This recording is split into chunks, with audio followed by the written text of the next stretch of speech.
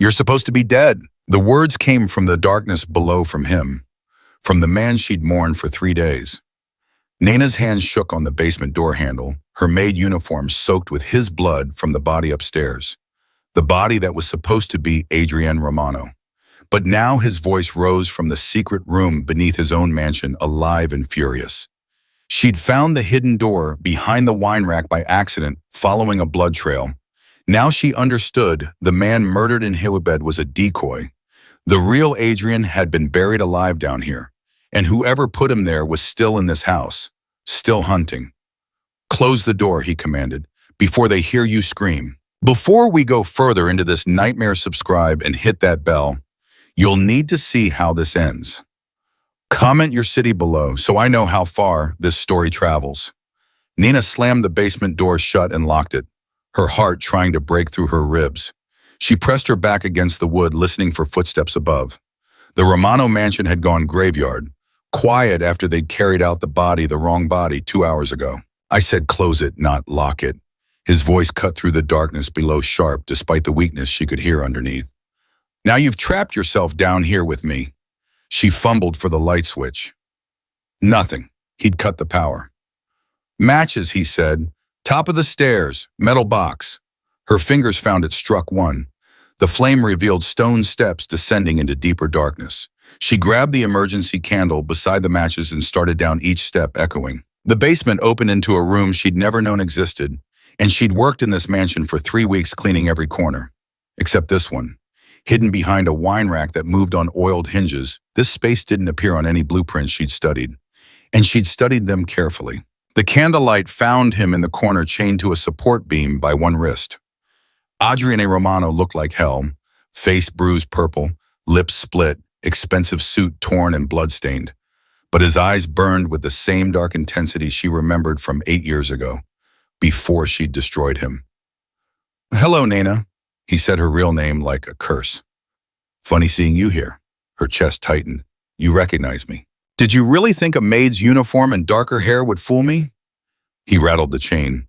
"I've spent 8 years memorizing every detail of your face, trying to figure out how I could have been so wrong about you. Turns out I wasn't wrong. You're exactly the liar I thought you were." She set the candle on an overturned crate, buying time. He didn't know why she'd left. Didn't know she'd been trying to save his life.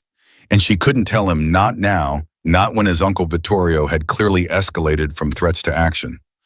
"How long have you been down here?" she asked. "What's today?" "Thursday." "Then 5 days.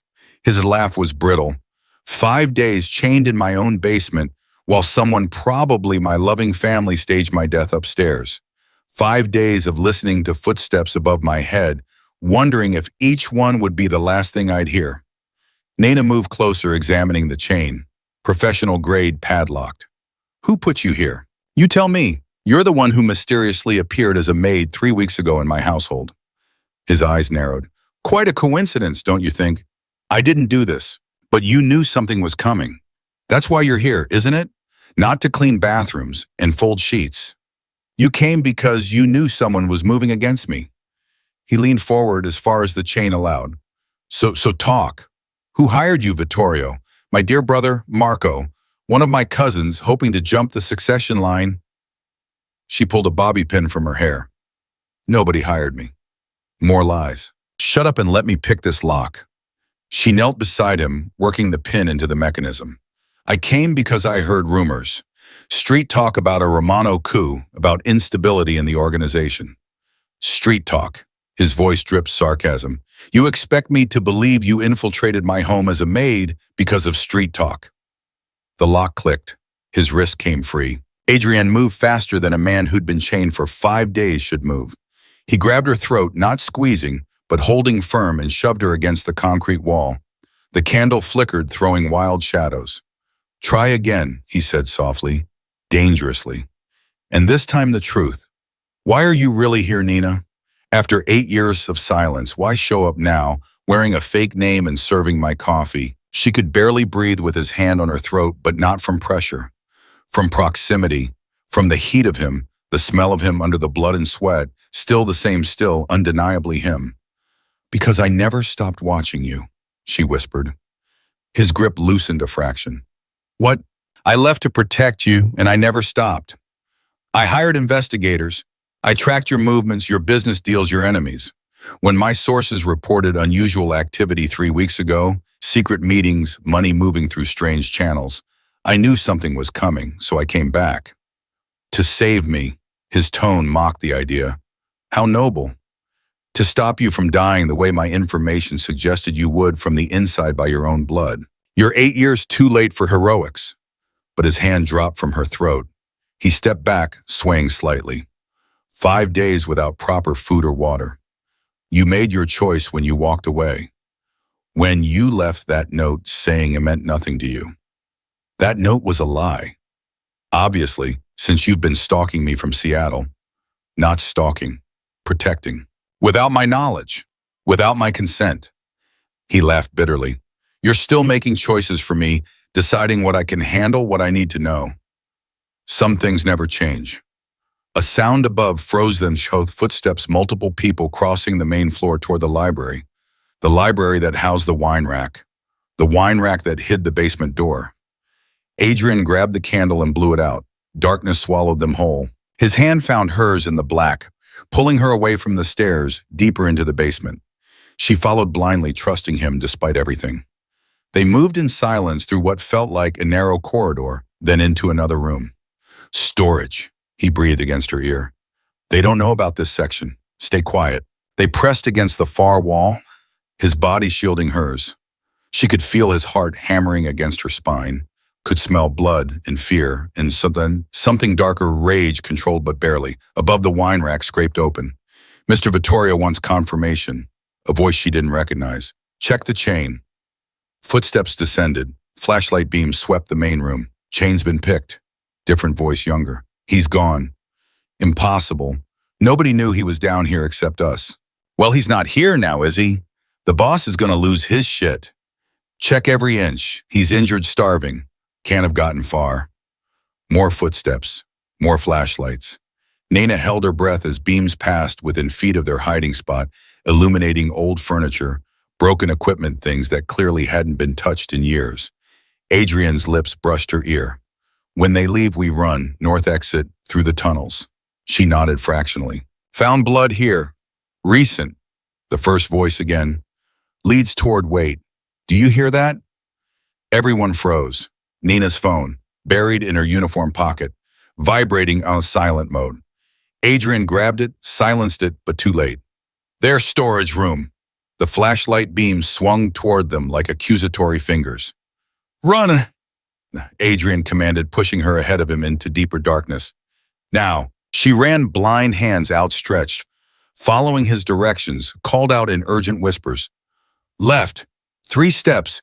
Duck. Right. Door ahead. Gunshots exploded behind them, deafening in the enclosed space. Concrete chips sprayed her face. Adrian grunted, hit or just moving? She couldn't tell, and then his hand found the door and shoved it open. They spilled into a tunnel that smelled of earth and old water. Emergency lighting flickered on motion sensors, revealing a path stretching into darkness. Service tunnel, Adrian gasped, pulling her forward. Built during Prohibition. Goes under the estate to the old carriage house. Behind them shouting, more flashlights. They're in the tunnels. Call Mr. Vittorio, tell him the Romano bastard is alive. They ran. Nina's lungs burned. Her maid shoes weren't made for sprinting. Adrian was flagging. She could hear his breathing turn ragged, could see the blood trail he was leaving. You're hit, she said. Keep moving. Adrian, keep moving. He pulled her around a corner. Almost there. The tunnel opened into a wider chamber, the old carriage house basement filled with rotting vehicles from another era. Adrian headed straight for a '67 Mustang covered in dust.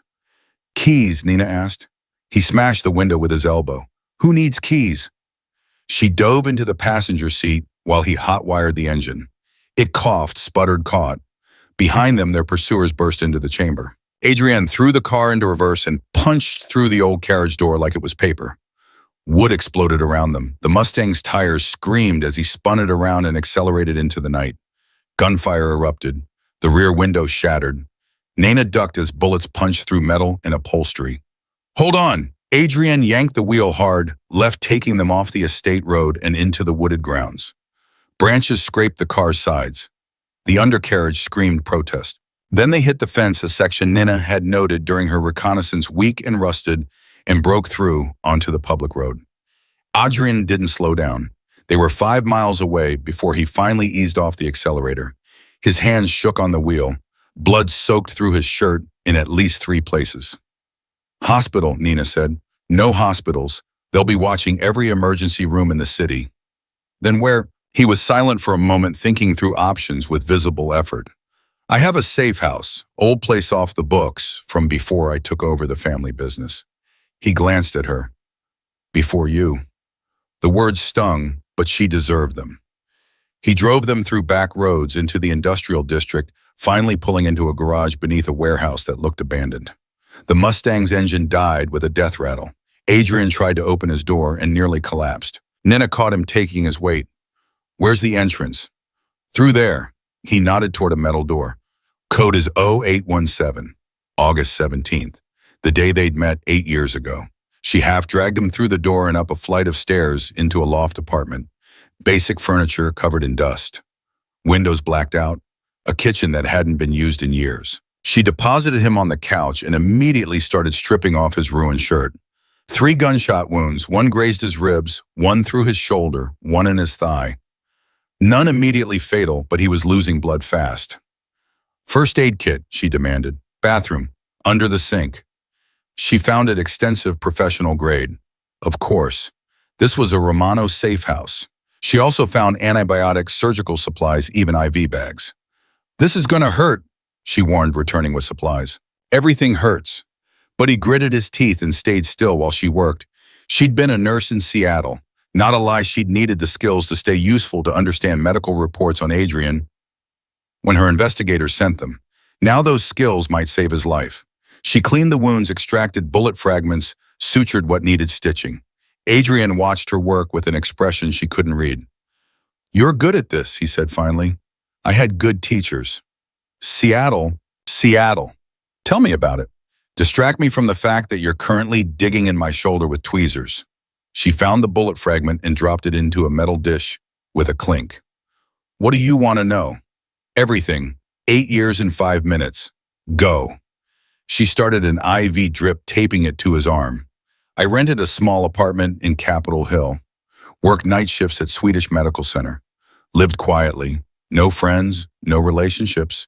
Just work and sleep and watching me from across the country. Yes. Did you ever think about coming back? Her hands paused. Every single day. But you didn't. I couldn't. As long as Vittorio thought you were vulnerable through me, you were in danger. The only way to protect you was to stay gone. Stay dead to you. Noble. His voice went cold. Or cowardly, depending on how you look at it. Call it whatever you want. You're alive. Barely, and apparently still a target. He closed his eyes. They staged my death, Nina. Put a decoy in my bed and shot him.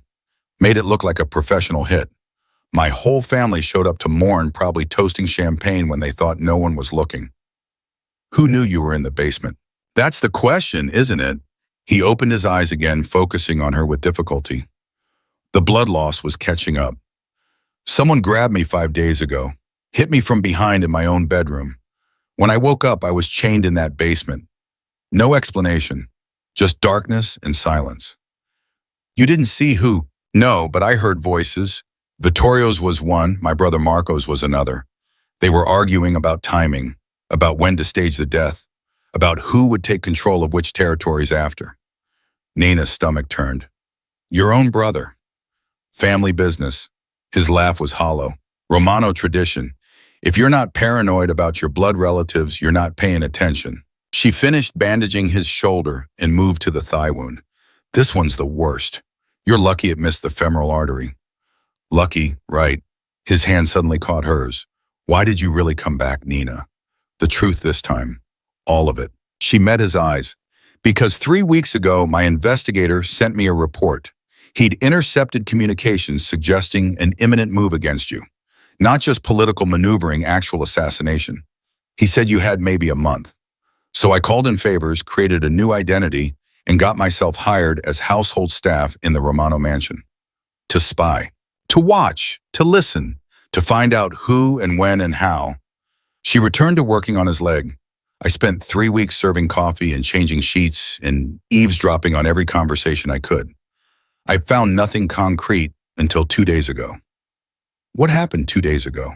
Your brother Marco met with someone in the garden. I was trimming hedges nearby. They didn't see me. She tied off a suture. He said, "It happens Thursday night. Make it look professional. The old man wants him dead before the board meeting Friday." Adrian went very still. The old man, Vittorio.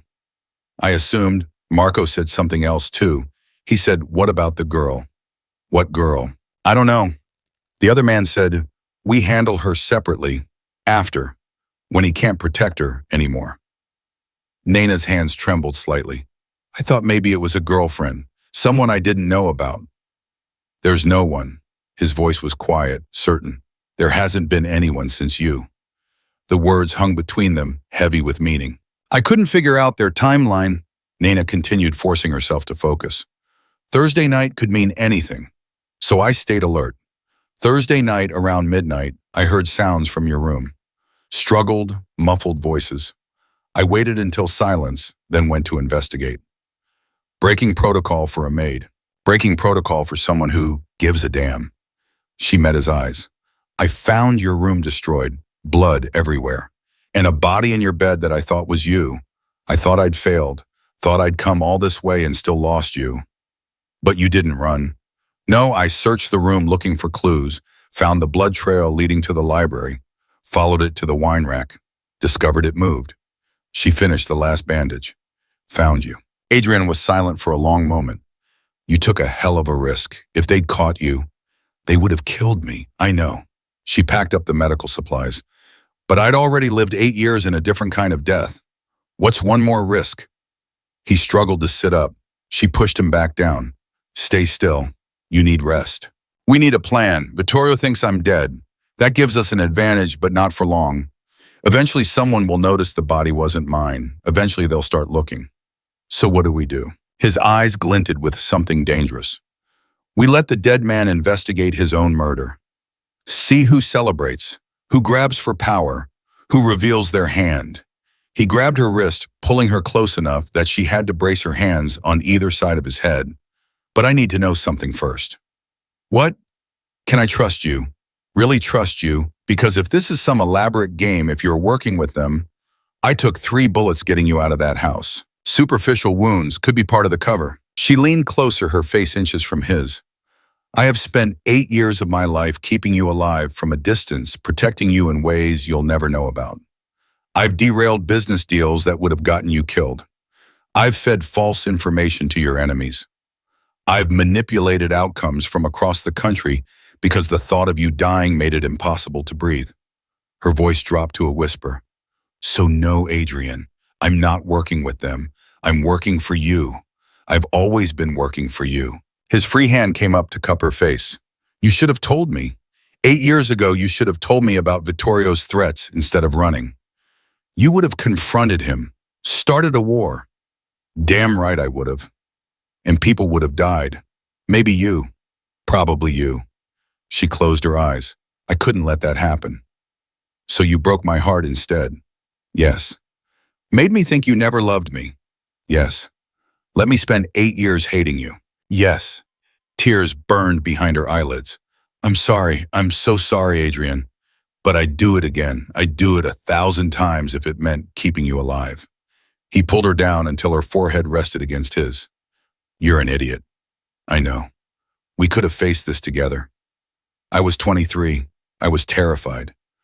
I made the choice I thought would save you. It nearly destroyed me. I know, I'm sorry." They stayed like that, breathing the same air, their faces so close she could count his eyelashes. 8 years of distance collapsed into nothing. "We're going to fix this," he said finally. "All of it. The family betrayal, the assassination attempt, the 8 years of damage between us. We're going to burn it all down and build something new from the ashes. Together. Together. If you run again, I swear I'll hunt you across continents." "I'm not running, not anymore." She kissed him softly. "I'm right where I belong." He kissed her back harder, deeper, pulling her onto the couch with him, despite his injuries. They tangled together, making up for lost time, pouring 8 years of longing into touch and heat and desperate need. When they finally broke apart, both breathing hard, his blood had soaked through the bandages again. "You're bleeding," she said. "Worth it." She laughed despite everything, despite the danger and the pain and the impossible situation. "You need to rest. Later. First we plan." But his eyes were already heavy, the blood loss and adrenaline crash catching up. "Stay with me. Always." She settled beside him on the narrow couch, his arm around her shoulders, her hand over his heart, feeling it beat, strong, alive. Outside, somewhere in the city, the Romano family was celebrating a death that hadn't happened. They had no idea what was coming. They had no idea the dead man was about to haunt them. Adrian's breathing had evened out deep and steady when Nana's phone vibrated again. She'd silenced it completely this time, but the screen lit up in the darkness of the safe house. Unknown number. Third call in 20 minutes. She carefully extracted herself from his grip and moved to the window, answering on the fourth ring. "You have 10 seconds to explain why you're calling this number," she whispered. "Is he alive?"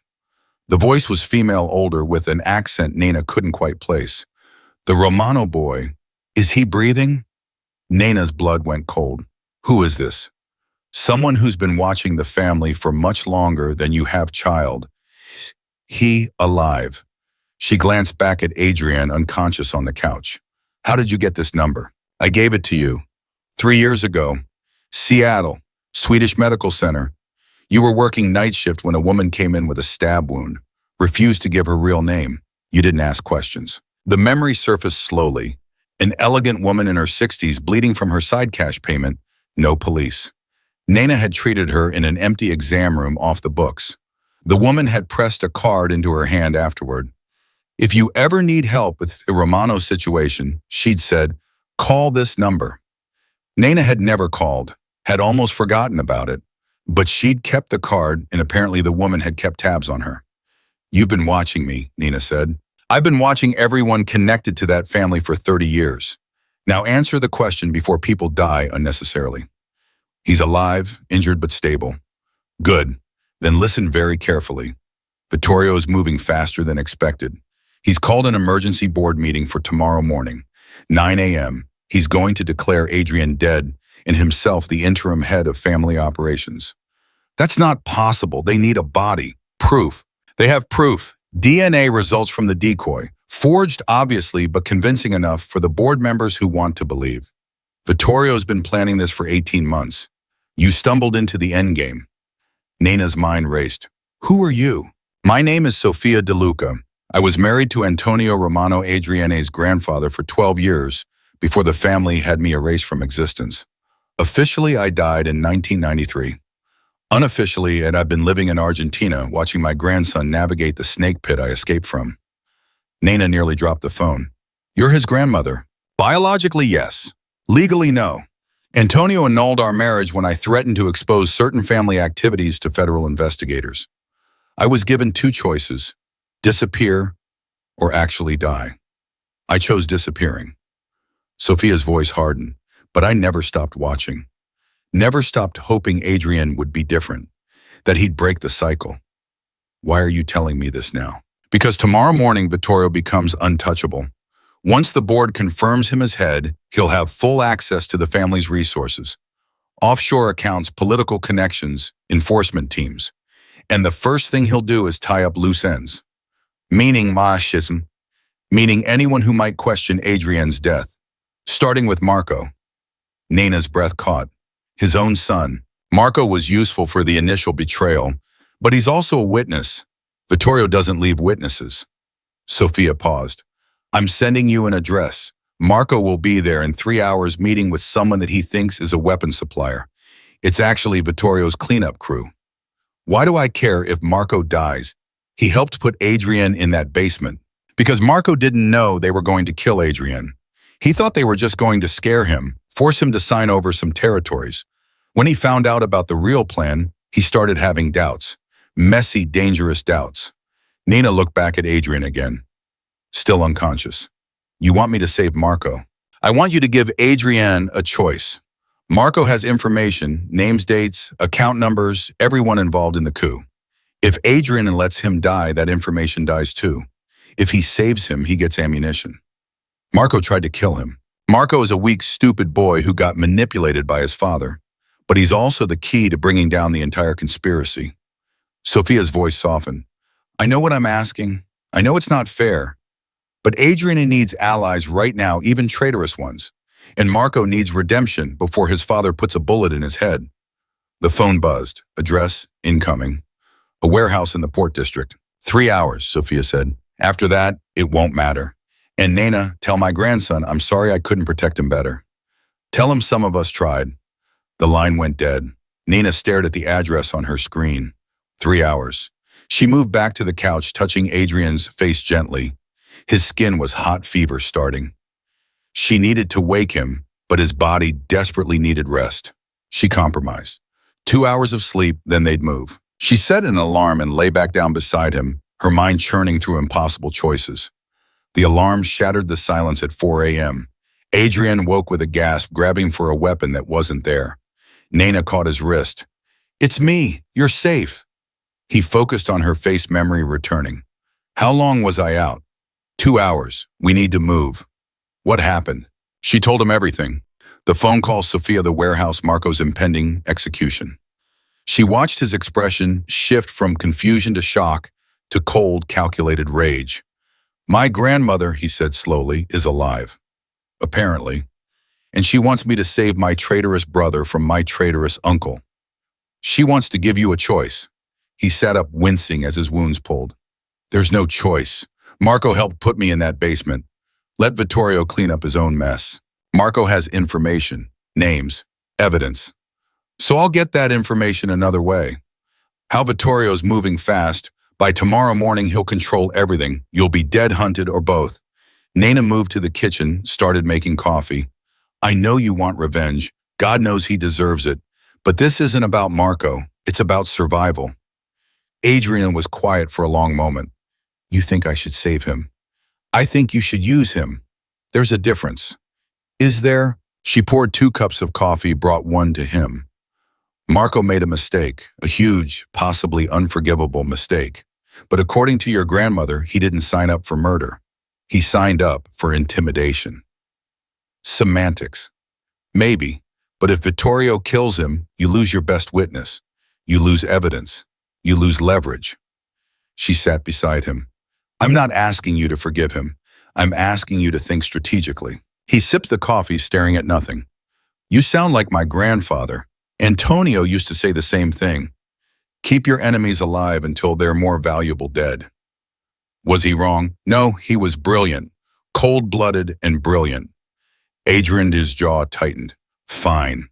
We saved Marco, but the second I have what I need from him, all bets are off. They prepared quickly. Adrian refused pain medication needed to stay sharp, but accepted antibiotics and a change of clothes from the safe house closet. Jeans and a black sweater that had seen better days. Nana found similar clothing, ditching her blood-stained Maid uniform for dark tactical wear. You keep a well-stocked safe house, she observed. I keep 3 of them. Different districts, different purposes. This one was for emergencies. He checked a handgun, loading it with practiced efficiency. The others are for business and pleasure, respectively. Pleasure. Had to take my girlfriend somewhere Vittorio's cameras couldn't reach. He caught her expression. Relax. I told you there's been no one since you. The pleasure house has been gathering dust for 8 years. Something warm unfurled in her chest. She pushed it down. Not the time. They took a different car from the garage, a nondescript Honda that wouldn't attract attention. Adrian drove despite his injuries, navigating through empty pre-dawn streets toward the Port District. Tell me about Sophia, Nina said. Your grandmother. What do you remember? Almost nothing. I was 5 when she supposedly died. Car accident, they said. I remember her smile. She used to sneak me cookies before dinner. His hands tightened on the wheel. If she's been alive all these years watching from Argentina, why didn't she reach out? Why didn't she warn me? Maybe she tried, maybe the family intercepted her. Or maybe she was just another person who abandoned me when things got difficult. The bitterness in his voice was familiar, the same tone he'd used when talking about Nina's departure. She reached over, squeezed his hand. We're here, he said. The warehouse loomed ahead, dark except for a single light in a side entrance. 2 cars parked outside. No obvious security, which meant the security was very good.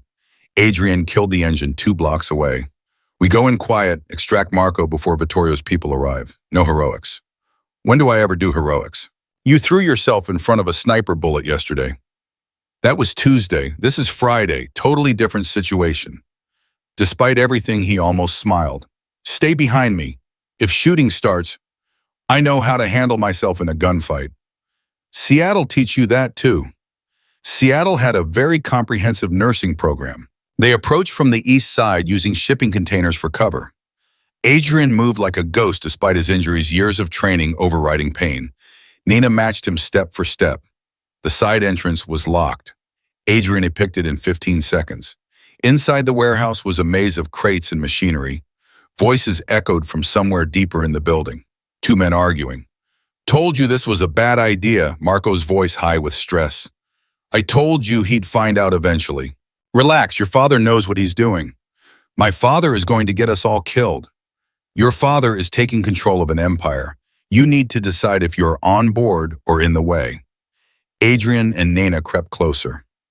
Marco stood in a clearing between crates facing a man Nina recognized from her time in the Romano mansion, Vincent, one of Vittorio's personal enforcers. Vincent's hand rested casually on his hip. On his gun. I'm on board, Marco said quickly. I just think we need to be more careful. Adrian was smart, paranoid. He might have left contingencies we don't know about. Adrian is dead. Contingencies don't matter when you're dead. But what if he's not? What if something went wrong? Vincent's expression went flat. Are you saying something went wrong, Marco? No, I'm being cautious. Caution is good. Doubt is dangerous. Vincent's hand moved toward his gun. Your father wanted me to ask you something, a hypothetical. If you discovered Adrian was still alive, would you tell us or would you try to warn him? Marco went pale. Why would you even ask that? Just answer the question. I'd tell you, of course I'd tell you. He's my brother, but family business comes first. That's what your father thought you'd say. Vincent drew his gun. He also thought you'd be lying. The shot was impossibly loud in the enclosed space. Marco hit the ground. Adrian moved before Nina could stop him. He fired twice center mass the way he'd been trained. Vincent dropped like a puppet with cut strings. Silence crashed down. Adrian crossed to Marco, who was gasping, clutching his side. The bullet had caught him in the ribs, not the heart. Vincent had been going for a slow death. Drienne, Marco's eyes went wide with shock, with terror. You're supposed to be dead. Yeah, surprise. Adrian crouched beside him, gun still trained on his brother's head. Give me one reason I shouldn't finish what Vincent started. I didn't know. Blood bubbled between Marco's fingers. I swear I didn't know they were going to kill you. Dad said it was just to scare you, to make you more cooperative. You believe that? I wanted to believe it. Marco coughed, spraying blood. I wanted to matter. Dad always chose you. Grandfather always chose you. I was just the spare, the backup plan. And when Dad said I could finally be important, you betrayed me. Yes. The word came out broken. I'm sorry. I know it doesn't mean anything, but I'm sorry. Nina knelt on Marco's other side, checking the wound. He needs a hospital. Soon. No hospitals, Adrian said. Then he dies. Good. Marco grabbed Adrian's wrist with bloody fingers. I have information, account numbers, communications. Everything Dad's been planning for the past year. I documented it all. Insurance in case he decided I was expendable. He coughed again. Guess my instincts were right. Where's the documentation? Safety deposit box. Bank of Geneva. Box 4397. Key is in my apartment, taped under the bathroom sink. Adrian stood considering. The calculation in his eyes was cold enough to frost glass. Please, Marco whispered. I know I don't deserve it, but I'm still your brother. We used to, remember when we were kids before all of this, before the family business consumed everything, we were friends. That was a long time ago. It was real, though. For a little while, it was real. Adrian looked at Nina. She saw the question there, the conflict. Part of him wanted to walk away, let Marco bleed out on the warehouse floor. Part of him remembered the brother who'd existed before greed and ambition poisoned everything. "Your call," she said quietly. "I'll support whatever you decide." He turned back to Marco. "If I save you, you give me everything. Every name, every account, every piece of dirt on Vittorio, and everyone working with him. Yes, anything. And when this is over, when I've taken back control of the family, you disappear. New identity, new life, somewhere far from here. I never see you again. Done. Betray me a second time and I won't be merciful. I'll make you beg for Vincent's quick bullet." "Understand," Marco nodded, tears cutting tracks through the blood on his face.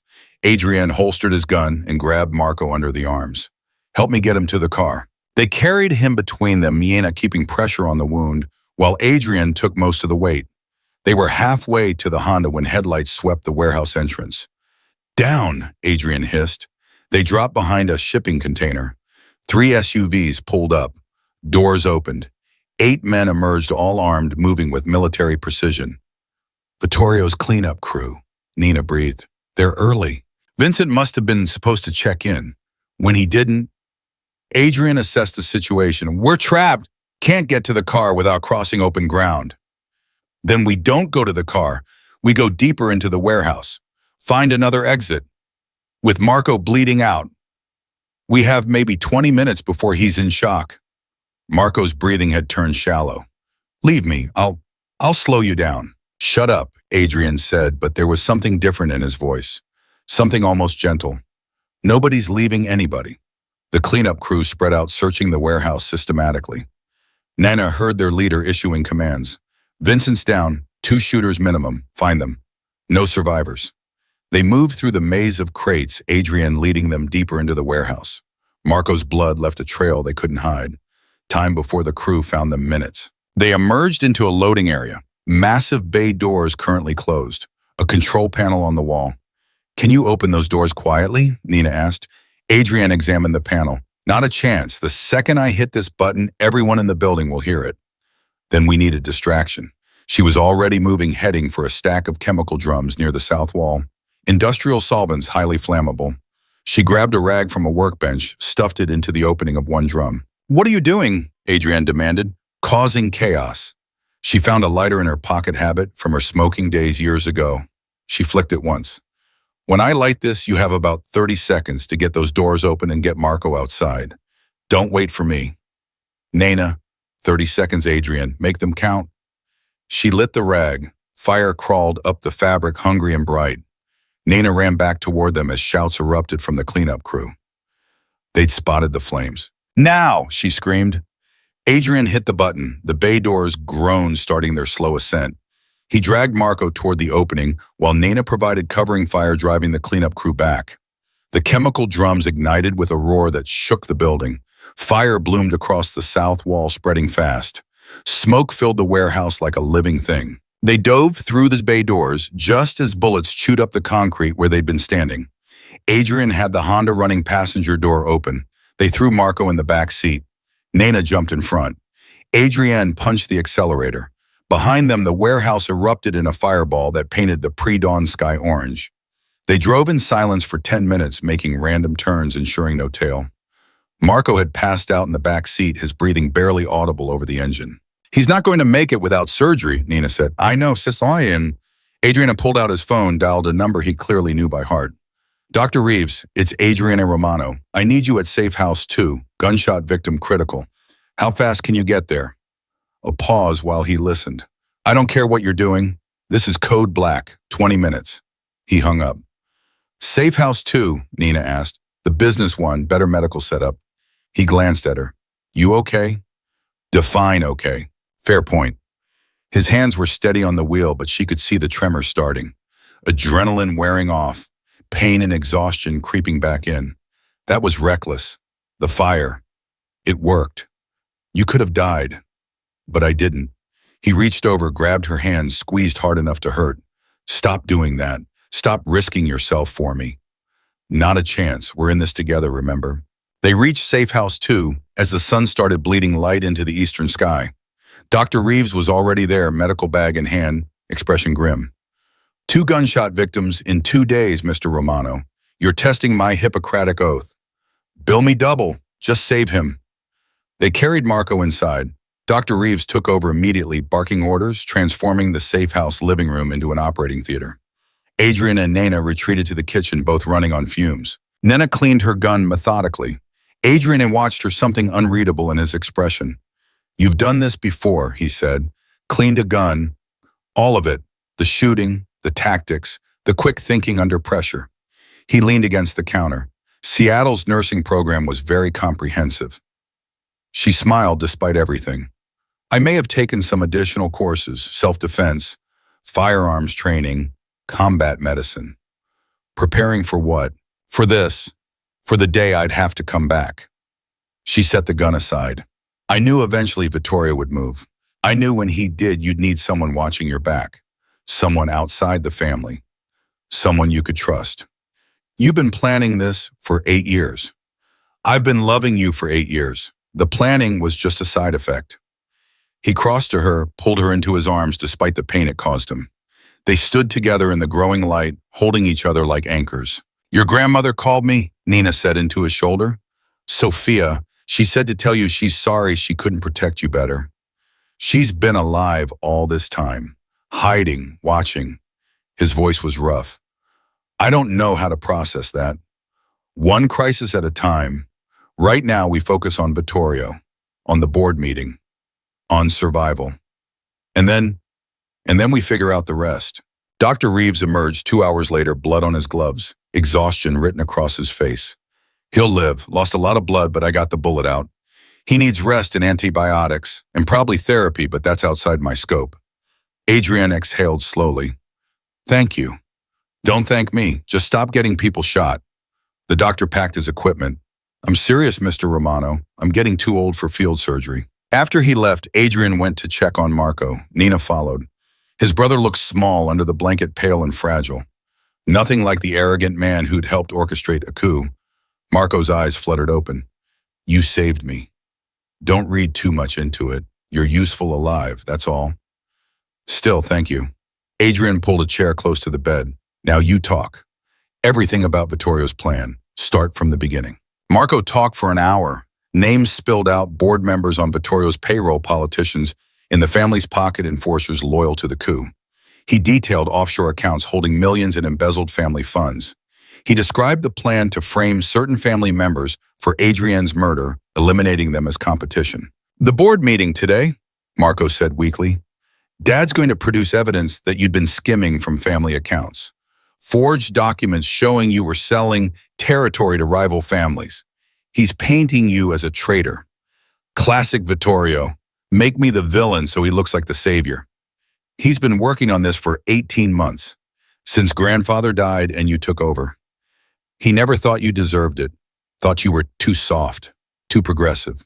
Because I wanted to transition some operations into legitimate business. Because you wanted to change things. Dad doesn't do change. Nena spoke up. Who else knows the full plan besides Vittorio? Vincent knew, but he's... Marco trailed off. Dead, Adrian finished. Along with the sniper who tried to kill me 2 days ago. Who else? Dad's lawyer, Mitchell Crane, his head enforcer, Joseph Russo, and... Marco hesitated. Say it. And someone on the board. Someone high up. Dad has a mole feeding him information from the inside. Who? I don't know. He never said. Called them the asset. Said they were insurance in case things went wrong. Adrian stood pacing. So even if I expose Vittorio, even if I prove I'm alive, there's someone on the board ready to back his story. Someone who will claim I'm an imposter or unstable or whatever narrative they've prepared. Probably. That's not good enough. I need a name. I'm sorry, I really don't know. Nena's phone buzzed. Sophia again. She answered, putting it on speaker. You saved Marco, Sophia said without preamble. Good, now comes the hard part. Which is, Adriana asked, stopping the board meeting before Vittorio consolidates power. You have 4 hours. I can't just walk into that meeting. I'm supposed to be dead. Exactly, which is why you're going to stay dead a little longer. Let me handle Vittorio. You handle the asset. We don't know who the asset is. But I do. I've been watching this family for 30 years, remember? I know every player, every move. Sophia paused. The asset is Catherine Zhao, Vice President of Financial Operations. She's been sleeping with Vittorio for 6 months. Adrian's expression went dark. Catherine, Jesus. She has access to everything, which is why Vittorio recruited her. But here's the thing, Catherine doesn't know you're alive. She thinks she's backing the winning side. If you can flip her, show her that Vittorio used her, and plans to eliminate her as a loose end, she might turn. Might. It's the best shot you have. Catherine holds the financial records. She can prove the embezzlement. She can prove the forged documents. With her testimony, the board will have to listen. Nena leaned closer to the phone. Where is she now? Her apartment, Penthouse Suite Park Avenue.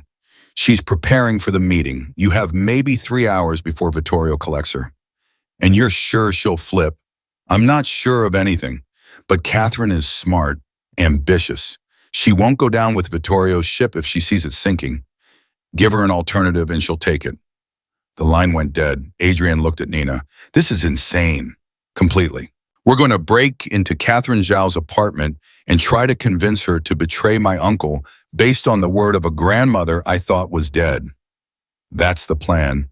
It'll never work. Probably not. He grabbed his jacket. Let's go.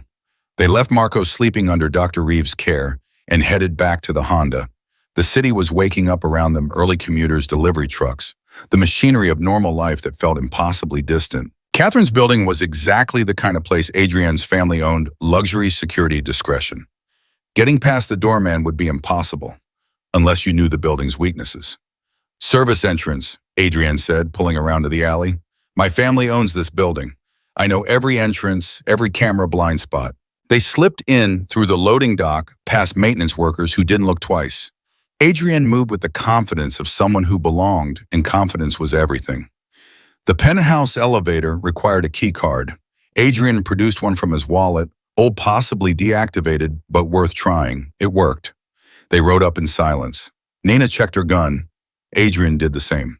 The elevator opened directly into Catherine's apartment. Hardwood floors, floor-to-ceiling windows, the kind of minimalist luxury that cost millions. Catherine stood at the Windows phone pressed to her ear, wearing a silk robe and holding a coffee cup. She turned at the sound of the elevator. The cup shattered on the floor. Hello, Catherine, Adrian said calmly. We need to talk about Vittorio and what happens to people who help him commit treason. Catherine's hand moved toward the panic button on the wall. I wouldn't, Nina said, raising her gun slightly. We're not here to hurt you, but we will if you make us. Catherine froze. Adrian stepped into the apartment. You have one chance to survive what's coming.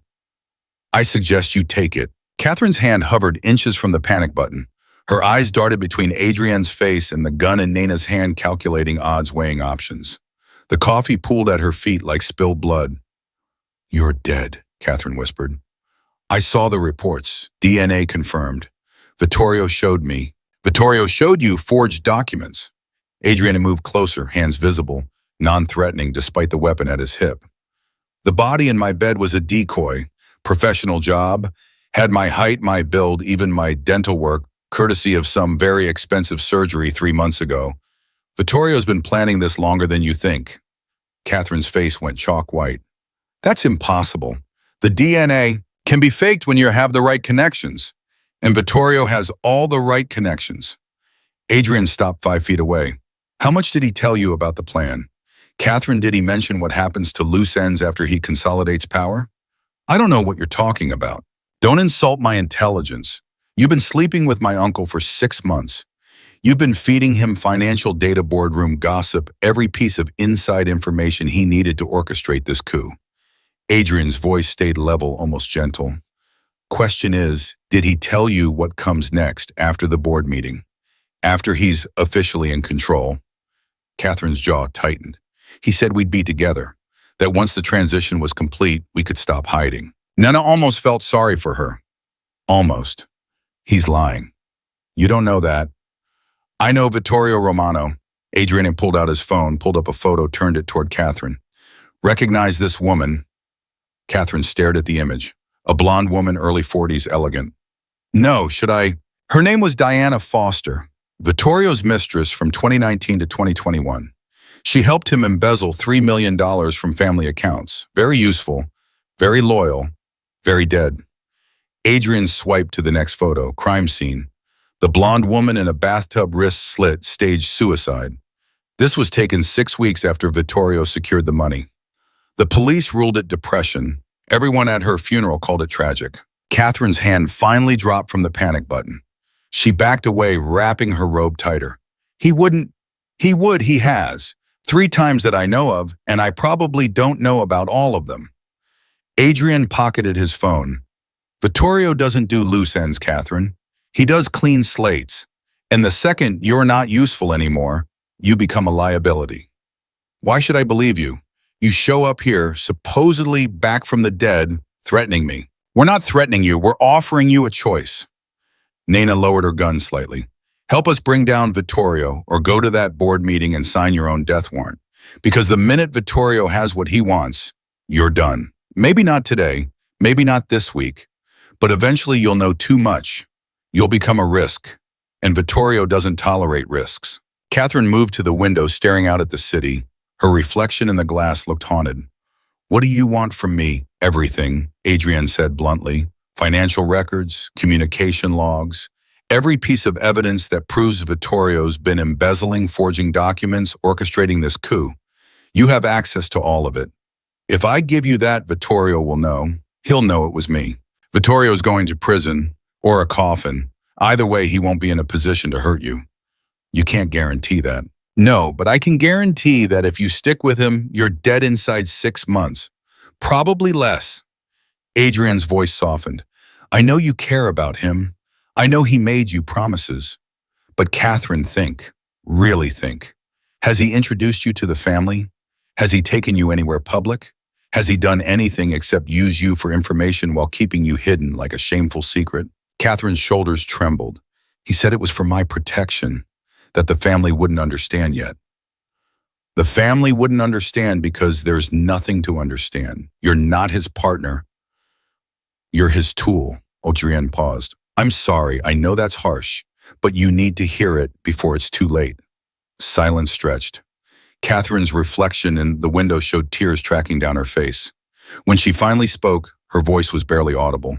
There's a safe in my office, combination 14733. Inside, you'll find encrypted drives with copies of everything. Communications between Vittorio and his contacts. Financial transfers. Meeting notes. I kept copies of everything. She turned to face them. Not because I suspected him, because I'm thorough. Because in this business, insurance is survival. Nena exchanged glances with Adrian. Your office here or at Romano headquarters? Here. Second bedroom converted to workspace. Catherine wiped her eyes. But the drives are encrypted. You'll need my password, which is Diana Foster's birthday, December 23rd, 1979. Catherine's laugh was bitter. I found her name in Vittorio's phone records 3 months ago, did my research, figured out what happened to her. I told myself I was being paranoid, that it was different with us. Her voice broke. I'm such an idiot. You're human, Nena said quietly. We believe what we want to believe, especially about people we love. I didn't love him. I wanted to matter, to be important to someone important. Catherine moved toward the office. Come on, we don't have much time. Vittorio's sending a car for me in 90 minutes. They followed her into the office. The safe was behind a painting, original Rothko, probably worth more than most people's houses. Catherine spun the combination with shaking hands. The safe opened with a metallic click. Inside were 3 encrypted drives, each labeled with dates spanning the past year. Catherine handed them to Adrienne. Everything you need is on those. Bank statements showing the embezzlement, audio recordings of Vittorio discussing the coup with his inner circle, video of him meeting with the people who provided the decoy body. She paused. And evidence of board members taking bribes. Not all of them, but enough to cause chaos. Adrian examined the drives like they were explosives, which in a sense they were. This could destroy half the family leadership. Good, they deserve it. Catherine's expression hardened. These people, they act like they're untouchable, like rules don't apply to them. Someone needs to hold them accountable. Careful, Adrian said. You're starting to sound like someone with a conscience. Maybe I am. Maybe that's why Vittorio was going to kill me eventually. I didn't fit the Romano model. Nena's phone buzzed. Text from an unknown number. Board meeting moved up. 7 a.m. Vittorio accelerating timeline. You have 1 hour. Damn it, Adrian checked his watch. Sophia says the meetings have been moved. We need to go, now. Catherine grabbed his arm. Wait, if you're planning to crash that meeting, you need to understand something. Vittorio has security, personal enforcers who answer only to him. You walk in there without backup, they'll kill you before you can say a word. I have backup. Adrian nodded to Nina. No offense, but 2 people against Vittorio's entire security detail is suicide. Then what do you suggest? Catherine moved to her laptop, pulled up a file. The meeting is at Romano headquarters, 20th floor. There are 3 entrances to the boardroom, main doors which will be guarded, service entrance from the executive kitchen, which will also be guarded, and a 3rd entrance that most people don't know about. I know about all 3, Adrian said. I designed the security layout. Did you design the emergency exit hidden behind the east wall panel, the one your grandfather installed in 1987 and never told anyone about except his wife? Catherine pulled up a blueprint. Sophia DeLuca sent me this 6 months ago. Anonymous email, no explanation. Just the blueprint with the hidden entrance circled in red. Adrian stared at the screen. My grandmother sent you this. I didn't know it was from her at the time. I thought it was spam, but I kept it because, like I said, I'm thorough. Catherine zoomed in on the hidden entrance. It opens into a maintenance corridor that connects to the 20th floor HVAC system. You can access it from the 18th floor stairwell. No cameras, no guards, no one will see you coming. Why are you helping us? Nina asked. You could give this information to Vittorio, earn back his trust. Because I saw Diana Foster's crime scene photos. Because I'm not stupid enough to think I'm special. And because, Catherine's voice wavered, because maybe I want to be on the right side of something just once in my miserable life. Adrian studied her for a long moment. Then he held out his hand. When this is over, when the dust settles, you're going to need to disappear for a while. I have resources, safe houses, new identity protocols, if you want them. Catherine shook his hand. Thank you. Don't thank me yet. We still have to survive the next hour. They left through the service elevator. Catherine stayed behind, planning to arrive at the meeting on schedule, playing her part until the moment came to flip.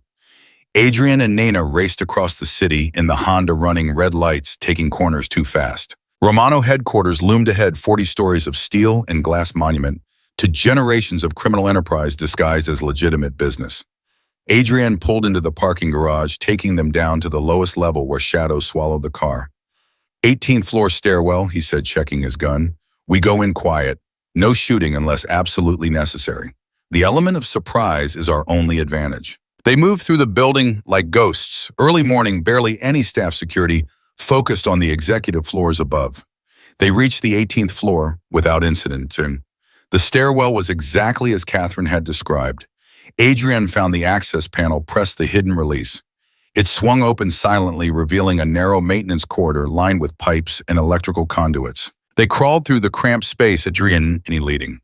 The corridor climbed at an angle, following the building's infrastructure. Dust coated everything. Nobody had been here in years. A metallic scraping sound ahead made them freeze. Voices filtered through the walls.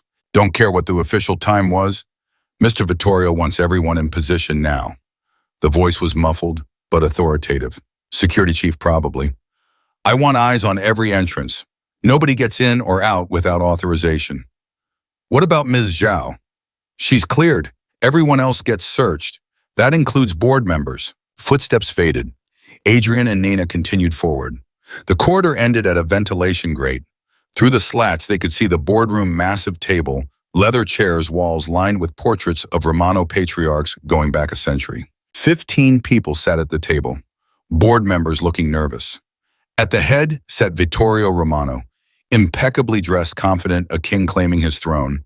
To his right, Mitchell Crane, the family lawyer.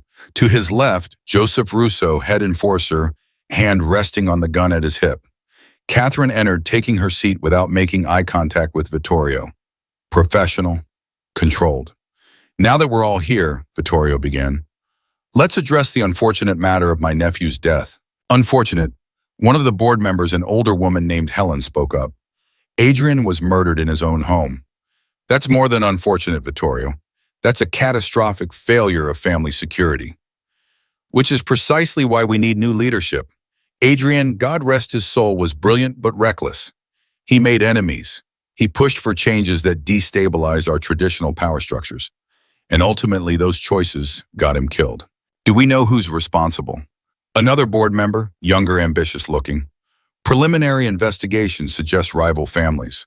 The Castellanos, possibly. Or the Torres operation out of Miami. We're still gathering intelligence. Vittorio spread his hands. But the immediate question is succession. The family cannot function without clear leadership. I propose a vote to appoint interim head of operations until we can hold formal succession proceedings. And you're nominating yourself, Helen said dryly. I am.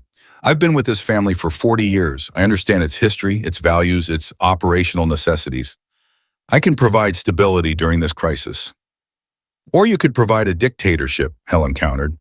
Adrian was moving us toward legitimate business operations, reducing our exposure to criminal prosecution. Your history suggests you'd reverse all of that. Vittorio's smile went cold. My history suggests I understand how to maintain power, which is what this family needs. I'd like to see financial records before we vote on anything, Helen said. Proof that the family's assets are secure, that this transition won't trigger instability. Of course, Vittorio nodded to Catherine. Ms. Zhao, if you would present the quarterly reports. Catherine stood moved to the presentation screen. Her hands trembled slightly as she connected her laptop.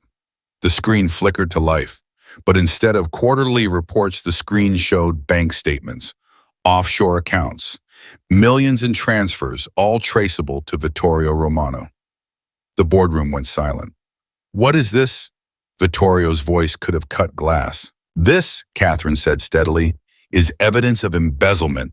3 years of illegal transfers, money taken from family operations and hidden in personal accounts registered to shell corporations you control. Vittorio stood slowly. Catherine, I think there's been some mistake. No mistake. It's all documented. Dates, amounts, account numbers. Catherine pulled up another file. And here are communications between you and Mitchell Crane discussing how to frame Adrian for the embezzlement, making him the scapegoat for your crimes. Mitchell Crane went pale. Russo's hand moved to his gun. This is absurd, Vittorio said, but his composure was cracking. Obviously doctored evidence. An attempt to discredit me during this vulnerable transition. The hidden panel behind the east wall swung open. Adriana Romano stepped into the boardroom. The room exploded into chaos. Board members shouted, some standing, some reaching for phones. Russo drew his gun. Vittorio's face went from shock to fury to calculation in 3 seconds. Hello, Uncle. Adrian's voice cut through the noise like a blade. Sorry I'm late to my own funeral. This is impossible, Vittorio breathed. You're dead. I saw the body. You saw a very expensive decoy. Nice touch with the dental work, by the way. Must have cost a fortune to find a corpse that matched my specifications. Adrian moved to the center of the room. Nena emerged behind him, gun trained on Russo. Drop it, Joseph. You're fast, but she's faster. And at this range, you'd be dead before you could aim. Russo hesitated, calculating, then slowly lowered his weapon. Smart man, Adrian said. Now, let's talk about treason, attempted murder, embezzlement, and what happens to people who commit those crimes against family. Vittorio's expression hardened. You think you can walk in here and make accusations? You've been gone for a week. We thought you were dead. For all we know, you orchestrated this whole thing, the decoy, the disappearance, to frame me. That's creative, wrong but creative. Adrian nodded to Catherine. Show them the rest.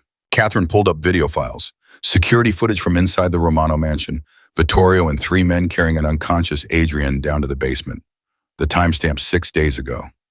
That's me being kidnapped by my loving uncle, Adrian narrated. Drugged in my own bedroom, chained in the basement beneath my house, left there to starve while Vittorio staged my death and prepared to steal my position. Helen was the first to speak. Vittorio, is this true? Of course not. This footage is obviously manipulated. It's authenticated, Catherine interrupted. I pulled it directly from the mansion's security mainframe. Timestamps verified. Digital signature, intact. This is real. Another board member, Marcus, leaned forward. Why should we believe any of this? For all we know, you and Adrienne planned this together to discredit Vittorio. Because I have nothing to gain, Catherine said quietly. Vittorio and I were involved personally. He promised me things, a future, partnership. And then I found out what happened to the last woman he made those promises to. Diana Foster, dead 6 weeks after she stopped being useful. She pulled up the crime scene photo. Several board members looked away. I kept copies of everything, Catherine continued. Every communication, every transfer, every lie, because I realized I was just another tool, another loose end waiting to be tied off. And I'm not dying for Vittorio Romano's ambition. Vittorio's mask finally cracked. You stupid bitch. Do you have any idea what you've done? Saved my own life and exposed yours. Vittorio turned to the board members trying to regain control. This is a coordinated attack. Adrienne and Catherine working together to what? To reveal that you tried to murder me and steal my position? Adrienne's laugh was harsh. Uncle, you're not talking your way out of this. The evidence is overwhelming. The question isn't whether you're guilty, it's what we do about it. Russo moved suddenly, gun coming up fast. Nina fired first. The shot caught him in the shoulder, spinning him. His gun clattered across the floor. Anyone else want to try something stupid? Nina asked calmly, sweeping her aim across the room. No one moved. Adrienne addressed the board. Here's what's going to happen. Vittorio is finished. He'll be removed from all family positions, effective immediately. The evidence Catherine provided will be reviewed by independent auditors. Anyone else involved in this coup will face consequences. And the family will continue its transition toward legitimate operations exactly as I planned before my uncle decided to play kingmaker. And if we refuse, Marcus asked, then I release everything to the FBI. All of it. Catherine's files document crimes going back 3 years, bank fraud, money laundering, conspiracy to commit murder. Enough to bring RICO charges that would destroy this entire organization. Adrienne's voice went cold. I'm trying to save this family, not destroy it, but I will burn it all down before I let Vittorio have it. Your choice. Helen stood. I vote to remove Vittorio Romano from all positions of authority within the family organization and to reinstate Adrienne Romano as head of operations. One by one, the other board members stood, all except Marcus, who looked conflicted, and an older man named Stephen, who sat with his arms crossed. That's 13-2, Helen said. Motion passes. Vittorio, you're done. Vittorio's face had gone purple with rage. This isn't over. You think you can humiliate me like this and walk away? You think I don't have contingencies? I'm sure you do, Adrienne said, which is why you're going to be escorted to a secure location while we sort through this mess. Joseph's going to need medical attention, and you're going to need to think very carefully about your next move. Because if you come at me again, Uncle, I won't show mercy. I won't give you a chance to surrender. I'll do what you should have done 6 days ago, finish the job. Security teams entered Adrienne's people loyal to him, waiting for his signal. They took Vittorio and Russo into custody. Mitchell Crane tried to make a break for the door and was tackled by 2 guards. As they dragged Vittorio past, he locked eyes with Adrienne. This isn't finished, nephew. Not even close. It is for you, Adrienne said quietly. After they were gone, the boardroom slowly emptied. Board members filed out, shell-shocked, whispering amongst themselves. Catherine lingered, gathering her laptop. Thank you, Adrienne said to her. You didn't have to do that. Yes, I did, for myself if nothing else. She paused at the door. Your offer, the safe house, new identity, does it still stand? It stands. Give me 24 hours to sort through this mess, then we'll get you somewhere safe. Somewhere Vittorio's reach can't find you. After Catherine left, Adrienne and Nina stood alone in the boardroom. The adrenaline was fading, leaving exhaustion in its wake. Adrienne swayed slightly. Nina caught his arm.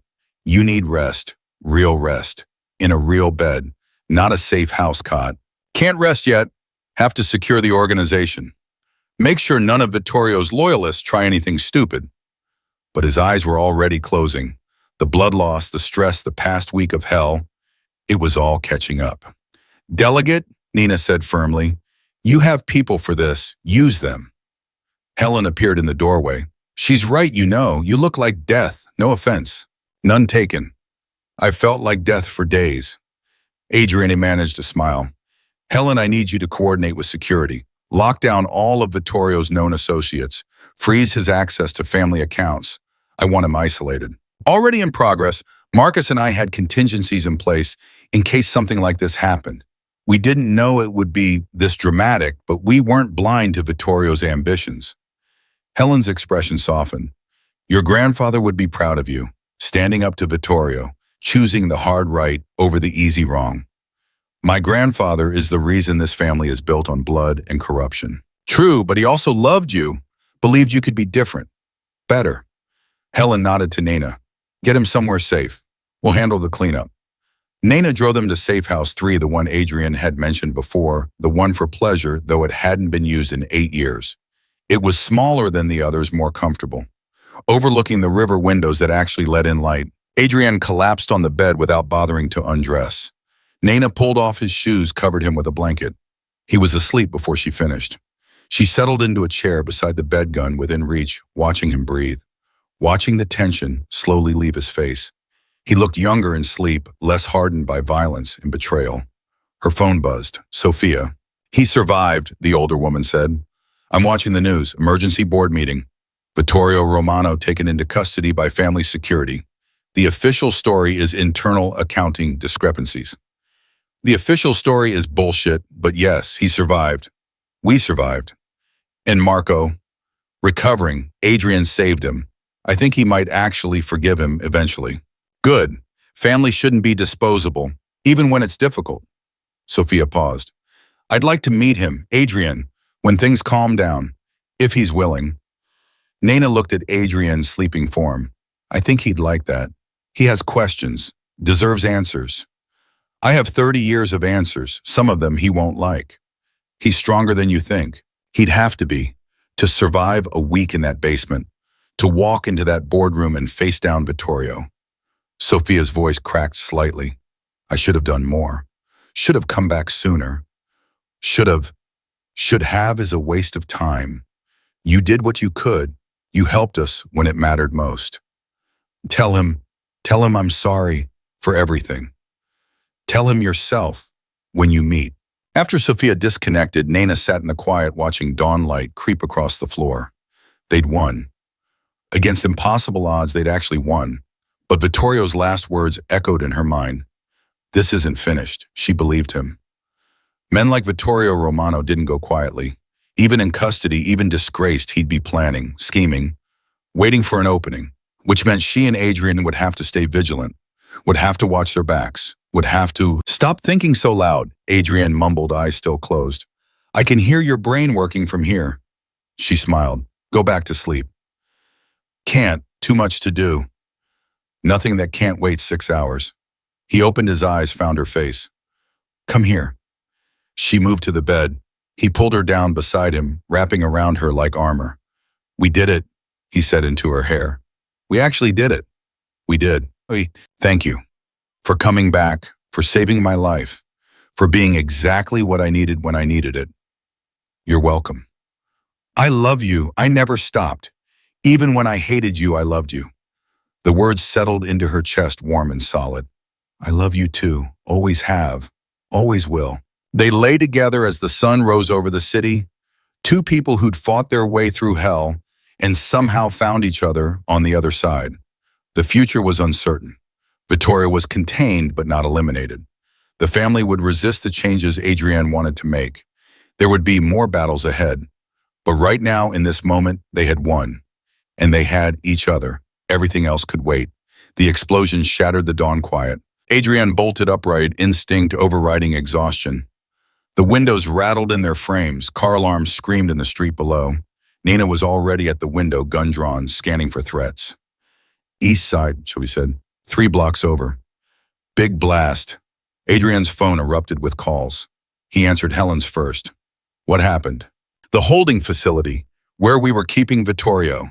Helen's voice was tight with controlled panic. Someone hit it with military-grade explosives. The entire 3rd floor is gone. Casualties. 8 good guards dead. Vittorio's gone. Mitchell Crane, too. They walked out during the chaos.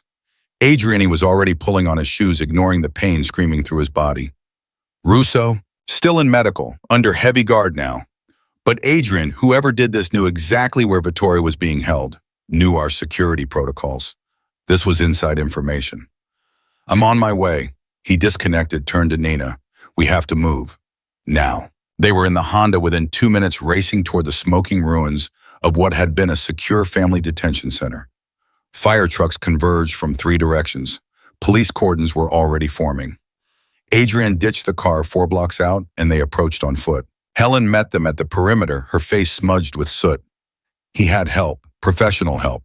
The explosives were shaped charges, precise, targeted. Took out the holding cells and the guard stations simultaneously. Whoever planned this has military training. Or hired someone who does. Adrian surveyed the damage. The building's facade had peeled away like skin, exposing twisted metal and fire-blackened concrete. How long has he been gone? 20 minutes. We have people checking his known safe houses, but if he's smart, he's always smart. That's the problem. Adrian's jaw clenched. He won't go to ground. He'll strike back while we're still reeling. What's our most vulnerable position right now? Helen's eyes widen. Catherine, she's alone at her apartment waiting for extraction. Adrian was already running back to the car. They broke every traffic law getting to Catherine's building. Nina called ahead trying Catherine's cell. No answer. Building security. No answer. The doorman's desk. Nothing. Adrian left the Honda running in the loading zone and sprinted for the service entrance. The lock was broken, door hanging open. Fresh damage. Recent. They took the stairs, 2 exposed in the elevator. 18 flights at a dead run. Adrian's wounds tore open, blood soaking through his shirt. He didn't slow down. Catherine's floor was quiet. Too quiet. Her apartment door stood ajar. Adrian went in low, gun leading. Nina covered high. The living room was destroyed furniture, overturned glass everywhere. Blood spattered across the white walls. Catherine lay near the windows, breathing shallow, a bullet hole in her chest. Her laptop was gone. The encrypted drives gone. Catherine, Nina dropped beside her, already assessing the wound. Stay with me. We're getting help. Catherine's eyes focused slowly. Vittorio, he came, asked for the password. I wouldn't. Blood bubbled on her lips. He shot me anyway. Took everything. The drives had backups, Adrian said, kneeling on her other side. Cloud storage. We can still... No backups. Too dangerous. Everything was on those drives. Catherine's hand grabbed Nina's. He said you'd pay. Both of you said this was just beginning. Adrian called for an ambulance, but Catherine's grip was already weakening. Her eyes locked on his. I'm sorry, should have encrypted better. Should have. You did everything right, Adrian said fiercely. This isn't on you, this is on him. Diana Foster, I didn't want to be another one.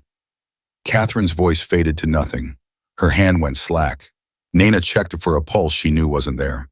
She's gone. Adrian stood, a terrible calm settling over him. The kind of calm that preceded violence. He's declaring war, burning down everything I've built, killing anyone who helped us. Marco, Nina said suddenly, if Vittorio knows Catherine helped us, he knows Marco did too. Safe House 2 isn't that safe if Vittorio's got inside information. They ran. Adrian called Dr. Reeves from the car. No answer. Called the guards posted at Safe House 2.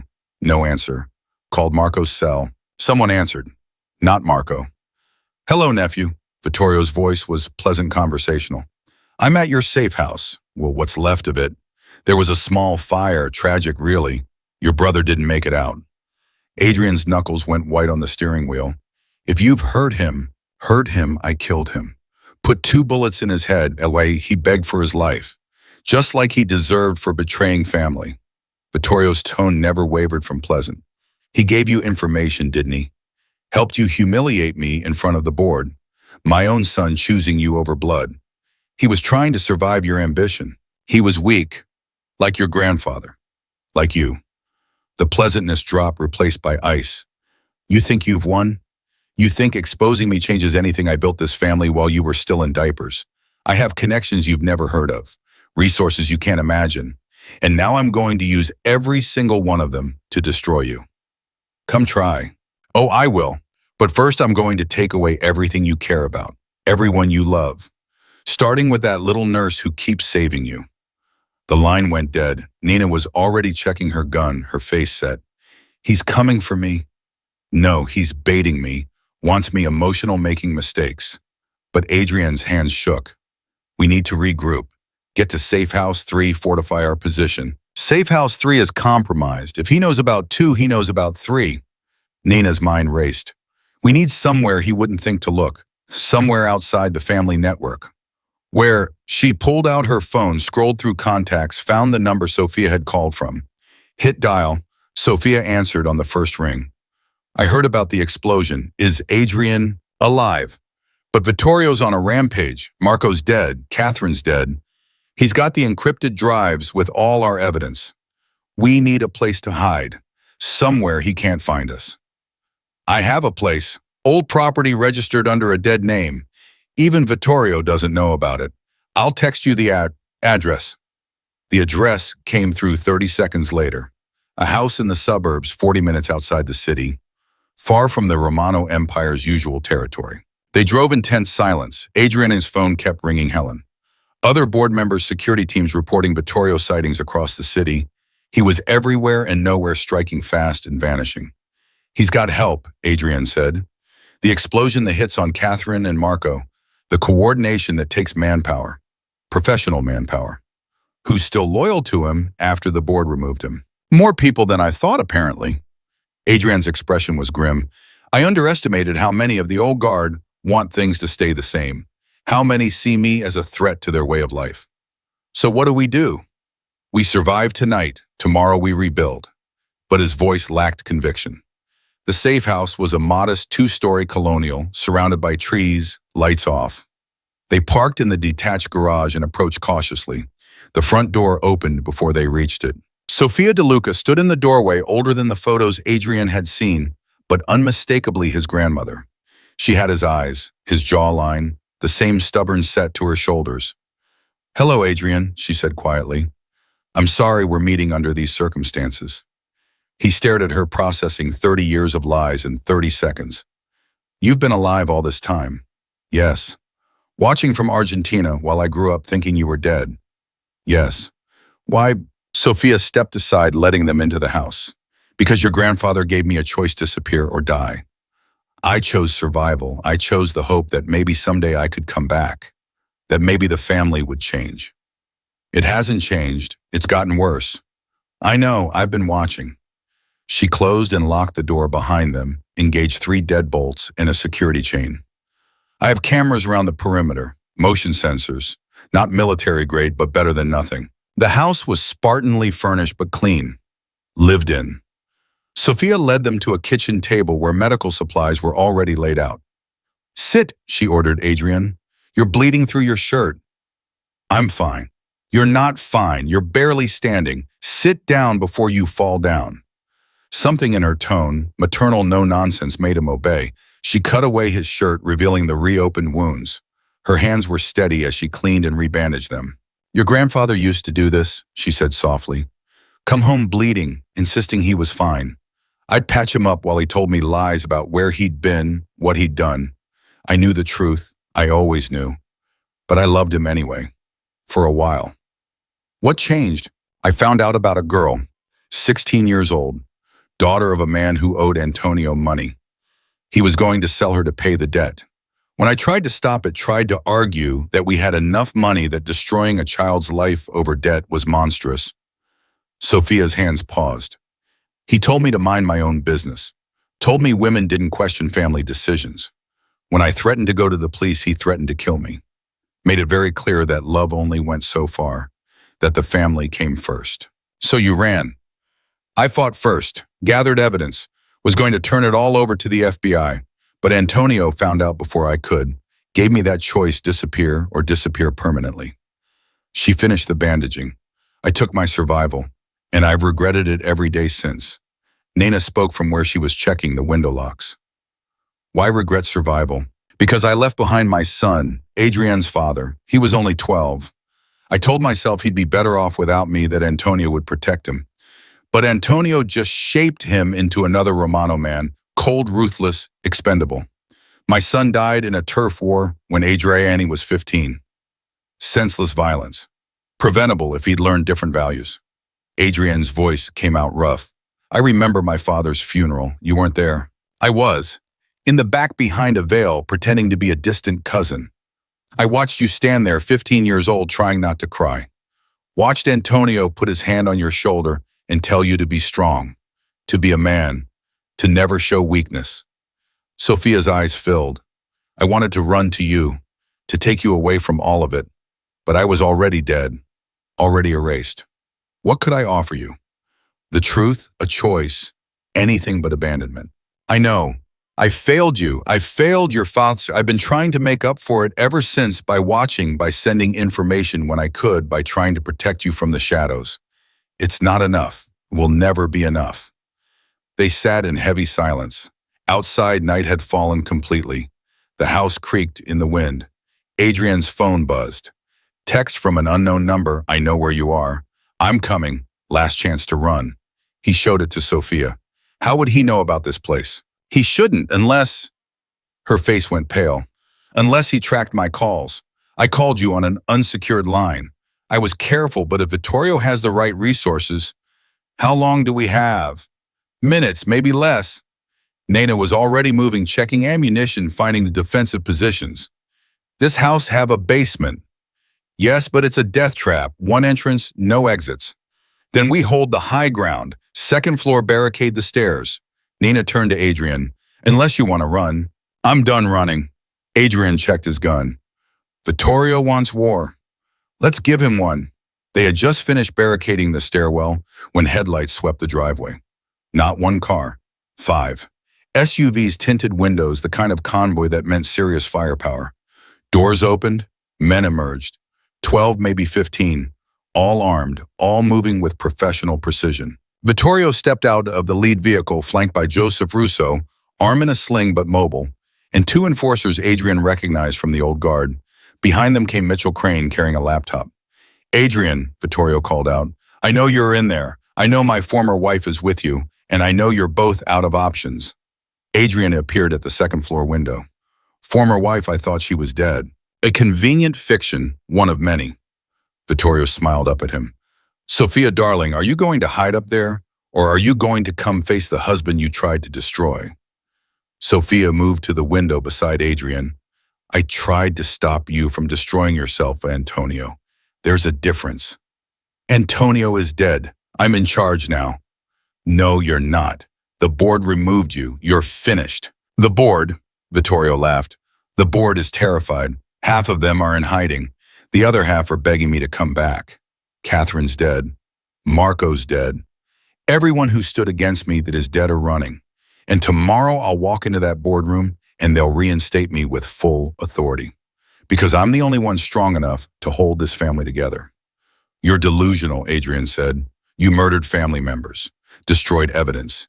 You think the board will just forget that? I think the board understands power, real power, not your idealistic fantasies about legitimate business and clean hands. This family was built on blood, nephew. You can't wash that away with quarterly earnings reports. Mitchell Crane stepped forward, opening the laptop. I have the encrypted drives. Catherine was kind enough to leave her password on a sticky note and in her desk drawer. Sloppy security, really. I've already started deleting files. By morning, every piece of evidence against Vittorio will be gone. Just another tragic misunderstanding during a difficult transition. Adrian's stomach dropped. You're bluffing. Those drives were encrypted. With a password she wrote down. Diana Foster's birthday. Touching really how she thought she was being clever. Crane's fingers moved across the keyboard. Delete, delete, delete. There goes your leverage, Adrian. I have copies. No, you don't. Catherine said she was too paranoid for cloud storage. Everything was on these drives. And now it's disappearing. Crane looked up, smiling. You should surrender while you still can. Vittorio's offering mercy. A quick death. Better than what happened at Gushin to Catherine. Sophia's hand found Adrian's. Her grip was surprisingly strong. Don't listen to him. We can still fight.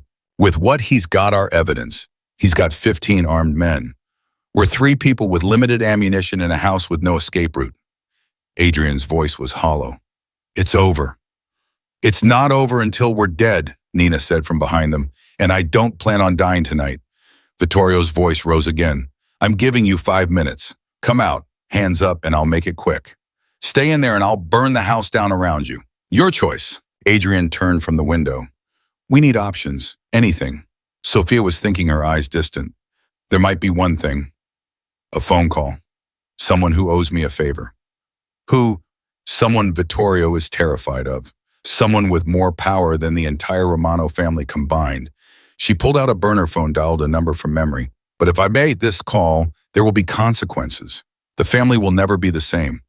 The family is already destroyed. Not destroyed, transformed. This call will bring federal attention.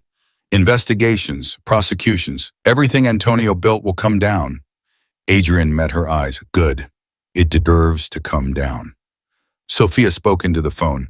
It's me. I need that favor. Now. Yes, I know what time it is. Yes, I'm sure. She gave the address. 20 minutes. Make it 15 and bring everyone. She disconnected. Who was that? Nina asked. Special Agent Rebecca Torres, FBI Organized Crime Division. I've been feeding her information for 15 years. Small things, careful thing, and ever enough to trace back to me. Building trust, building credit. Sophia looked at Adrian. I just called in all that credit at once. She's coming with a full tactical team. Arrest warrants for Vittorio Russo Crane and 6 other high-ranking family members. She'll arrest me too. Maybe. Probably. But you'll be alive to stand trial. You'll have a chance to testify, to cooperate, to maybe earn immunity by helping them dismantle the organization. Sophia's voice was steady. It's not the future you wanted, but it's a future. That's more than we had 5 minutes ago. Outside, Vittorio was getting impatient. 4 minutes, Adrian. Don't make me do this the hard way. We need to stall, Nina said. Keep him talking for 15 minutes. Adrian returned to the window. I want to negotiate. There's nothing to negotiate. Let Sophia and Nina go. They're not part of this. This is between you and me. Vittorio pretended to consider it. No, they made their choices. They sided with you. They die with you. Then let me come down, face you man to man. No guns, just us. Why would I do that when I have all the power? Because you're not just here to kill me. You're here to prove something. To show everyone who watched you get humiliated in that boardroom that you're still in control, that you're still the alpha. Adrian leaned out the window. Fight me, win or lose. If you win, you get everything. If I win, your men let us walk. Vittorio laughed. You can barely stand. You've been shot, stabbed, starved. You think you can fight me? I think I can die trying, which is what I'm going to do either way. At least this way it means something. The challenge hung in the air. Adrian saw the calculation in Vittorio's eyes, saw him weighing the optics, the message it would send to the organization. Taking down your nephew in a fair fight versus burning down a house like a coward. Fine, Vittorio said finally. Come down. We'll settle this the old way, with our hands. Nina grabbed Adrian's arm. This is insane. He'll kill you. Maybe, but it buys us time, and time is what we need. He kissed her quickly. If I don't make it, you'll make it. If I yell at you and Sophia run, the FBI shows up, you cooperate fully, tell them everything, get immunity, live. Adrian, promise me. She kissed him back harder. I promise. Now go win. Adrian descended the stairs, moved the barricade, opened the front door. The night air was cold on his face. Every wound on his body screamed. He ignored them. Vittorio was waiting in the driveway surrounded by his men. They'd formed a rough circle like spectators at a gladiator match. Vittorio stripped off his jacket, rolled up his sleeves. Just like the old days, he said, when men settled things with honor. There's no honor in what you've done. Honor is a luxury for people who can afford it. I dealt in reality. Vittorio raised his fist. Come on, nephew, show me what 8 years of soft living has done to you. They circled each other. Adrian threw the first punch, testing. Vittorio blocked it, easily countered with a jab that snapped Adrian's head back. Blood filled his mouth. He spat it out, pressed forward. Traded blows. Vittorio was older but experienced, vicious, uninjured. Every punch Adrian threw cost him. Every breath was agony, but he kept fighting, kept moving, kept buying time. Sirens wailed in the distance. faint but growing louder. Vittorio heard them too. His eyes widened. What did you do? Called in reinforcements. Adrian landed a solid hit to Vittorio's ribs. Federal reinforcements. The sirens were close now. Very close.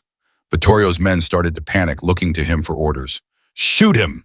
Vittorio commanded, backing away. Shoot all of them! Burn the house! We're leaving! Russo raised his gun. The FBI vehicles crashed through the gate, tactical teams deploying with military precision. FBI, drop your weapons, hands in the air. Chaos erupted. Vittorio's men scattered. Some dropped guns and surrendered. Others tried to run and were tackled. Russo got off one shot before 3 agents took him down. The bullet caught Adrian in the side, spinning him. He hit the ground hard, vision blurring. Nena was there immediately, hands pressing the wound, screaming for a medic. Sophia knelt beside her, both of them covered in his blood. Stay with me, Nena demanded. Don't you dare die now, not after everything. Adrian had tried to speak. Managed only. Vittorio, in custody. They got him, it's over. Marco. Catherine. I know, I'm sorry, but you're alive. You're going to stay alive. The world was fading, going soft around the edges. Adrian reached for her hand, found it held on. Paramedics arrived, professional hands taking over. They loaded him onto a gurney. Started IVs, called out vital signs that sounded bad even to his untrained ears. As they lifted him into the ambulance, he saw Vittorio being shoved into a federal vehicle, hands cuffed behind his back. Their eyes met for a moment. Vittorio mouthed, "This isn't over." But it was. The FBI had him, had his men, had evidence Sophia had been collecting for 15 years. The Romano Empire was falling brick by bloody brick. Adrian, he let his eyes close. He'd won. The cost had been devastating. Marco gone, Catherine gone, the family destroyed, everything his grandfather built reduced to rubble in federal indictments. But he'd won, and Nena was alive. Sophia was alive.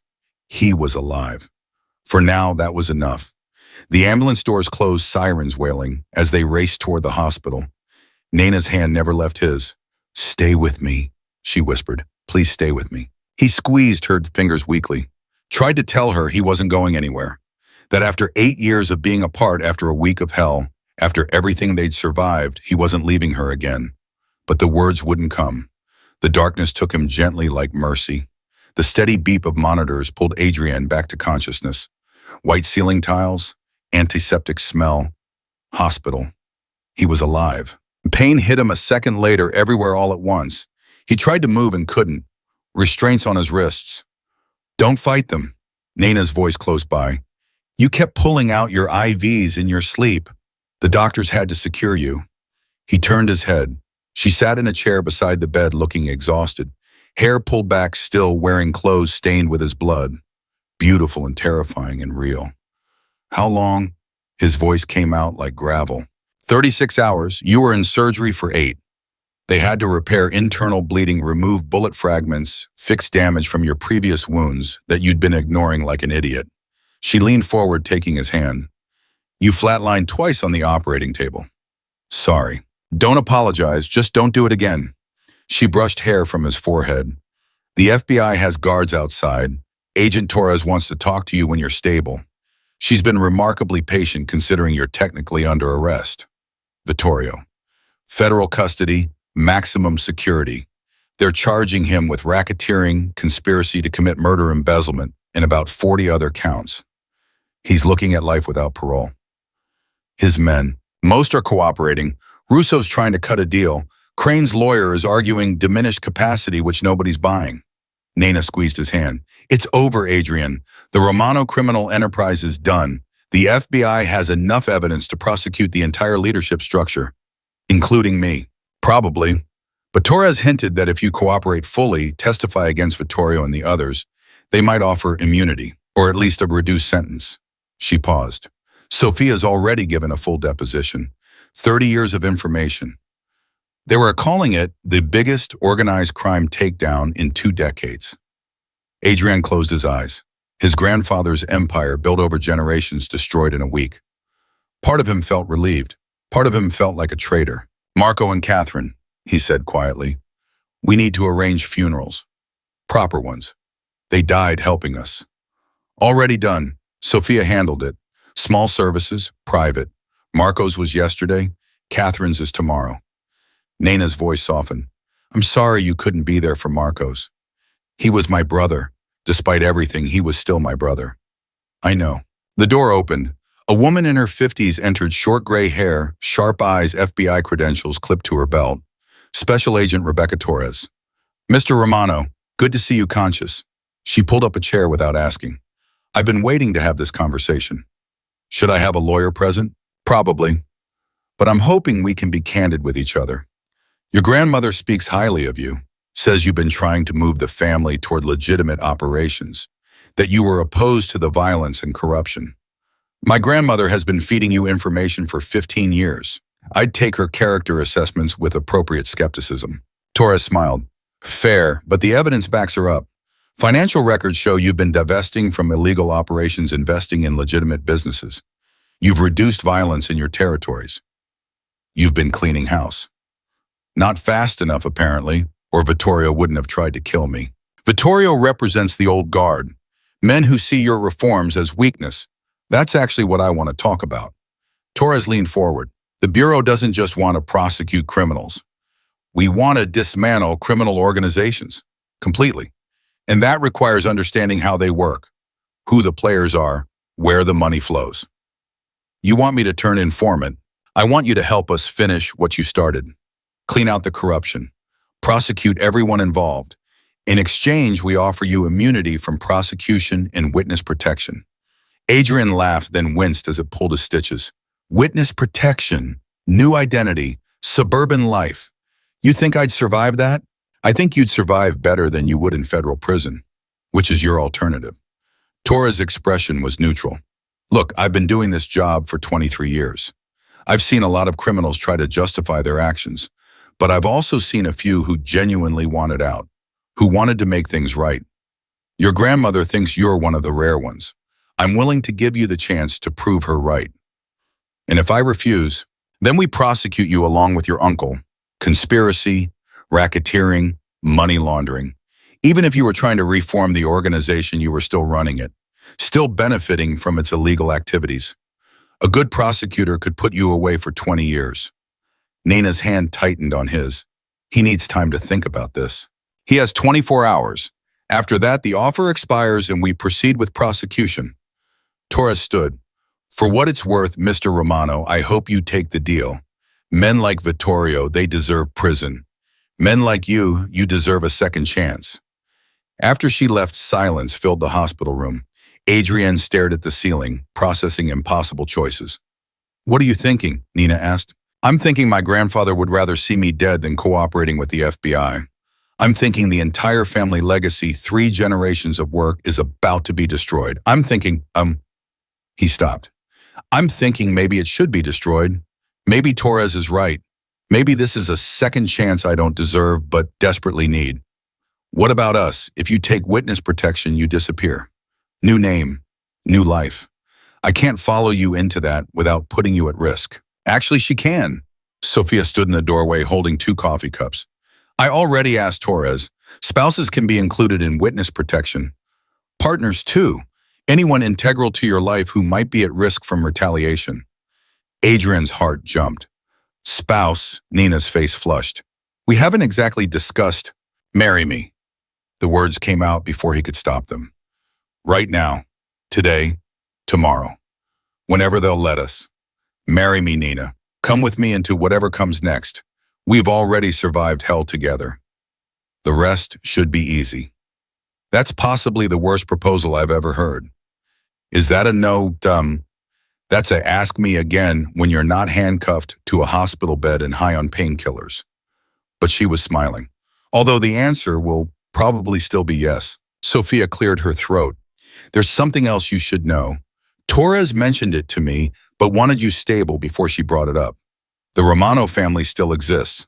The legitimate businesses, the legal holdings, those don't disappear just because the leadership goes to prison. Someone has to manage them. Someone has to decide what happens to 300 employees who work in Romano construction, Romano import-export, all the clean operations. Let me guess. The FBI wants me to manage the transition, use my insider knowledge to separate the legitimate from the illegal. They want you to testify to what's illegal and then help them find buyers for what's legal. Ethical buyers, companies that won't use Romano businesses as fronts for criminal activity. Sophia sat down. It's a massive undertaking, could take years, but it would mean those 300 employees keep their jobs. It would mean something good comes from all this destruction. And I do this from witness protection. Initially, yes. Once the trials are over, once the immediate danger passes, there might be opportunities to surface under your new identity. Live something approaching a normal life. Adrian looked at Nina. What do you think? I think 8 years ago, I left you to protect you from danger. I'm not making that mistake again. Wherever you go, I go. Whatever you choose, we choose together. Even if it means giving up everything, your career, your identity, your whole life. I gave all that up the day I came back for you. Everything else is just paperwork. A knock at the door interrupted them. A nurse entered, checking monitors, adjusting IVs. You have another visitor. Says it's urgent. Helen something. Petrova, Sophia supplied. Board member. Let her in. Helen looked like she'd aged 10 years in 2 days. She entered cautiously as if expecting armed guards to stop her. Adrian, thank God you're alive. The rumors, she noticed the restraints. Are you under arrest? It's complicated. What's happening with the board? Chaos. Complete chaos. Half the members are lawyering up, trying to distance themselves from Vittorio's actions. The other half are trying to seize control in the power vacuum. Marcus is making a play for leadership. Stephen's backing him. It's going to tear the organization apart. Let it. The organization deserves to be torn apart. Helen recoiled. That's your grandfather's legacy you're talking about. Generations of work, generations of crime, violence, corruption. Adriana's voice was steady. I tried to reform it from the inside. Look where that got me. Maybe it's time to stop trying to salvage something rotten and just let it burn. You can't mean that. The legitimate businesses, the employees, will be taken care of. The FBI is offering a deal. I testify against everyone involved in criminal activity, and they help transition the legal operations to ethical ownership. Everyone keeps their jobs. The Romano name just disappears. You'd betray the family. The family betrayed itself the moment Vittorio decided power was worth more than blood. Adrian met her eyes. I'm done, Helen. Done with the violence, the lies, the constant looking over my shoulder. I want out, and the FBI is offering me that exit. Helen stood abruptly. Then you're not the man your grandfather thought you were. Good. My grandfather was a criminal who built an empire on suffering. I'd rather be nothing like him. After Helen left, looking disgusted, Sophia spoke quietly. That's going to be the reaction from most of the old guard. They'll see you as a traitor, even the ones who genuinely cared about you. I know, but I can't live my life trying to honor a legacy I fundamentally disagree with. My grandfather made his choices. I'm making mine. Over the next 24 hours, the hospital room became a revolving door of visitors. Dr. Reeves stopped by checking wounds, pleased with the surgical team's work. Marcus came trying to convince Adrian to fight the FBI to protect the family interests. Several board members sent messages through lawyers offering deals threatening consequences. Adrian refused them all. Agent Torres returned exactly 24 hours after her first visit. Have you reached a decision? I'll cooperate. Full testimony. Complete disclosure. In exchange for immunity and witness protection for myself and Nina. He paused. And one more condition, which is Sophia gets immunity too. She's been your source for 15 years. She helped bring down this operation. She doesn't deserve prosecution any more than I do. Torres considered. I can arrange that. She'd have to testify as well. Put everything on the record. She will. Adrian looked at his grandmother. Won't you? Sophia's eyes were bright with tears. Yes, it's time the whole truth came out. All of it. Everything Antonio did. Everything I knew and didn't stop. All of it. Torres pulled out paperwork. Then let's make this official. I'll need your signature, your statement, and your cooperation for the next 6 to 12 months as we build cases against everyone involved. The trial started 3 months later. Adrian testified from behind a screen, voice modulated, identity protected. He detailed decades of Romano criminal operations, named names, provided evidence, corroborated Sophia's 30 years of careful documentation. Vittorio was convicted on all counts, life without parole. Joseph Russo got 40 years. Mitchell Crane got 25. 15 other high-ranking family members received sentences ranging from 10 to 30 years. The Romano Empire collapsed like a house of cards. 6 months after the final trial, Adrian Romano legally ceased to exist. The man who walked out of the federal courthouse had different identification, different fingerprints in government databases, a different past. He had a modest amount of money compensation for his cooperation and a future that was terrifyingly blank. Nena walked beside him now, legally his wife under their new names.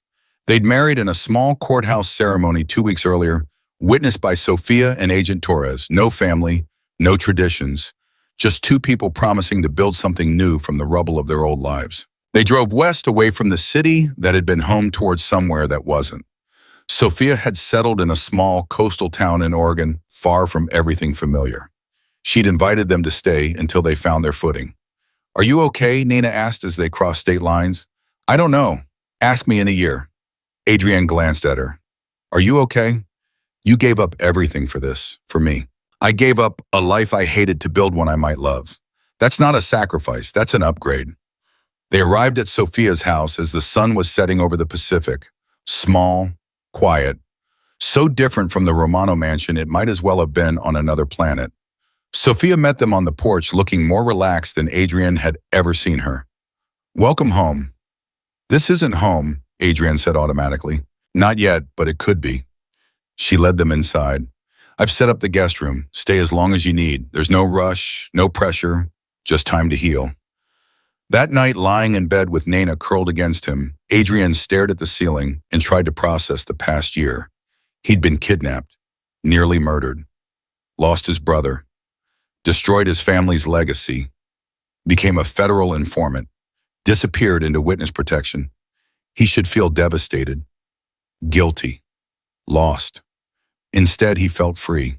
"I can hear you thinking," Nina murmured sleepily. "Sorry. What are you thinking about?" "About how 8 years ago you left to protect me. How I spent those years hating you. How if you hadn't come back, I'd be dead in that basement. How everything terrible that's happened led to this moment right here, and I wouldn't change any of it." She lifted her head, looking at him in the darkness. "You wouldn't change Marco dying, Catherine. I'd change that if I could.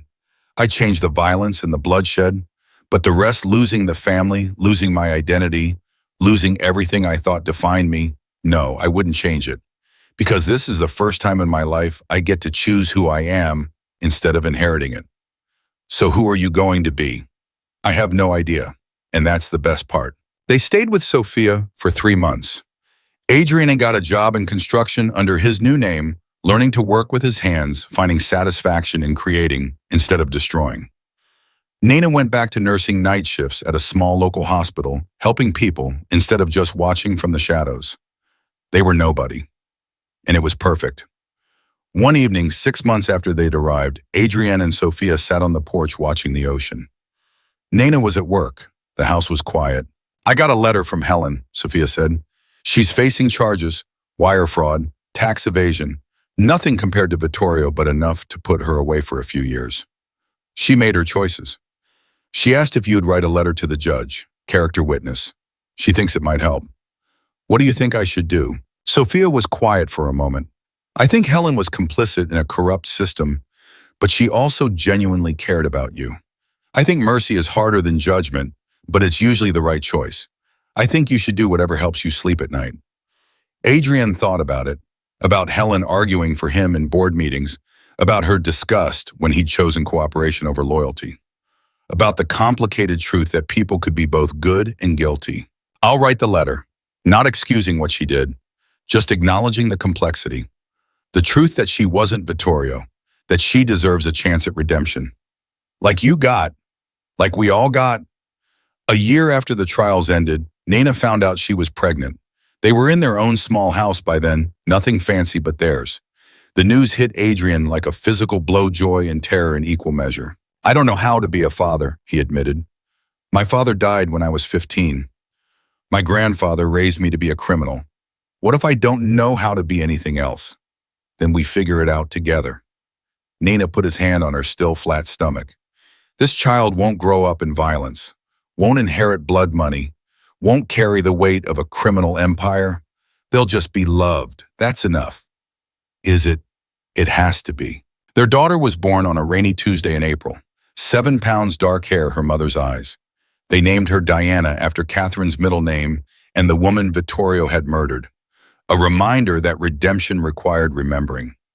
Adrian held her in the hospital, this tiny person who knew nothing of his past, who would grow up thinking her father was a construction worker and her mother a nurse, who would never know about the Romano Empire, the violence, the blood. Thank you, he whispered to Nina. For what? For coming back, for saving me, for giving me this. You saved yourself, I just helped. 2 years after Diana's birth, Adrian got a call from an unknown number. He almost didn't answer, then recognized the area code. FBI, Agent Torres. Mr. Well, I guess I can't use your real name. How are you? Good, really good. Why are you calling? Is there a problem? The opposite. Vittorio died in prison yesterday, heart attack. He's gone, which means the last serious threat to your safety is eliminated. Adrian sat down heavily. He's dead. Yes, I wanted you to know. Thought it might bring some closure. After she hung up, Adrian had told Nina. They stood together in their kitchen, processing the end of a chapter they'd already moved past. Do you feel anything? Nina asked. Relief, sadness, mostly just tired. He was my uncle. He tried to kill me. He destroyed people I cared about. And now he's gone, and I should feel triumphant, but I just feel tired. That's grief, even for people who hurt us. It's human. That night, Adrian dreamed of the basement, of being chained in darkness, listening to footsteps above. But in the dream, Nina found him faster. They escaped together. Everyone lived. He woke to his daughter crying in the next room. Nina stirred, but he touched her shoulder. I've got her. He lifted Diana from her crib, held her against his chest, felt her tiny heart beating against his. She quieted, immediately content in his arms. Through the window, dawn was breaking. The ocean reflected gold and pink. Somewhere in a different life, he'd been Adrian Romano, heir to a criminal empire. That man was dead now, as dead as Vittorio, buried under false documents and new identities. The man holding this child was someone different, someone better, someone who chose love over legacy, family over empire, future over past. Diana grabbed his finger with her small hand holding tight, trusting him completely, believing he'd keep her safe. He would, whatever it took, however long it took. She'd grow up knowing only kindness, only safety, only love. The Romano Empire was ashes, but from those ashes, something better was growing. Adrian stood at the window holding his daughter, watching the sun rise on a life he'd never imagined possible. A life built not on blood and fear, but on choice and hope. Nina appeared beside him, wrapping her arms around them both. Come back to bed, it's too early. In a minute, I'm just grateful. For what? For everything, the second chance, this life, you, her, all of it. Nina kissed his shoulder. You earned it, every bit of it. Maybe he had, maybe he hadn't.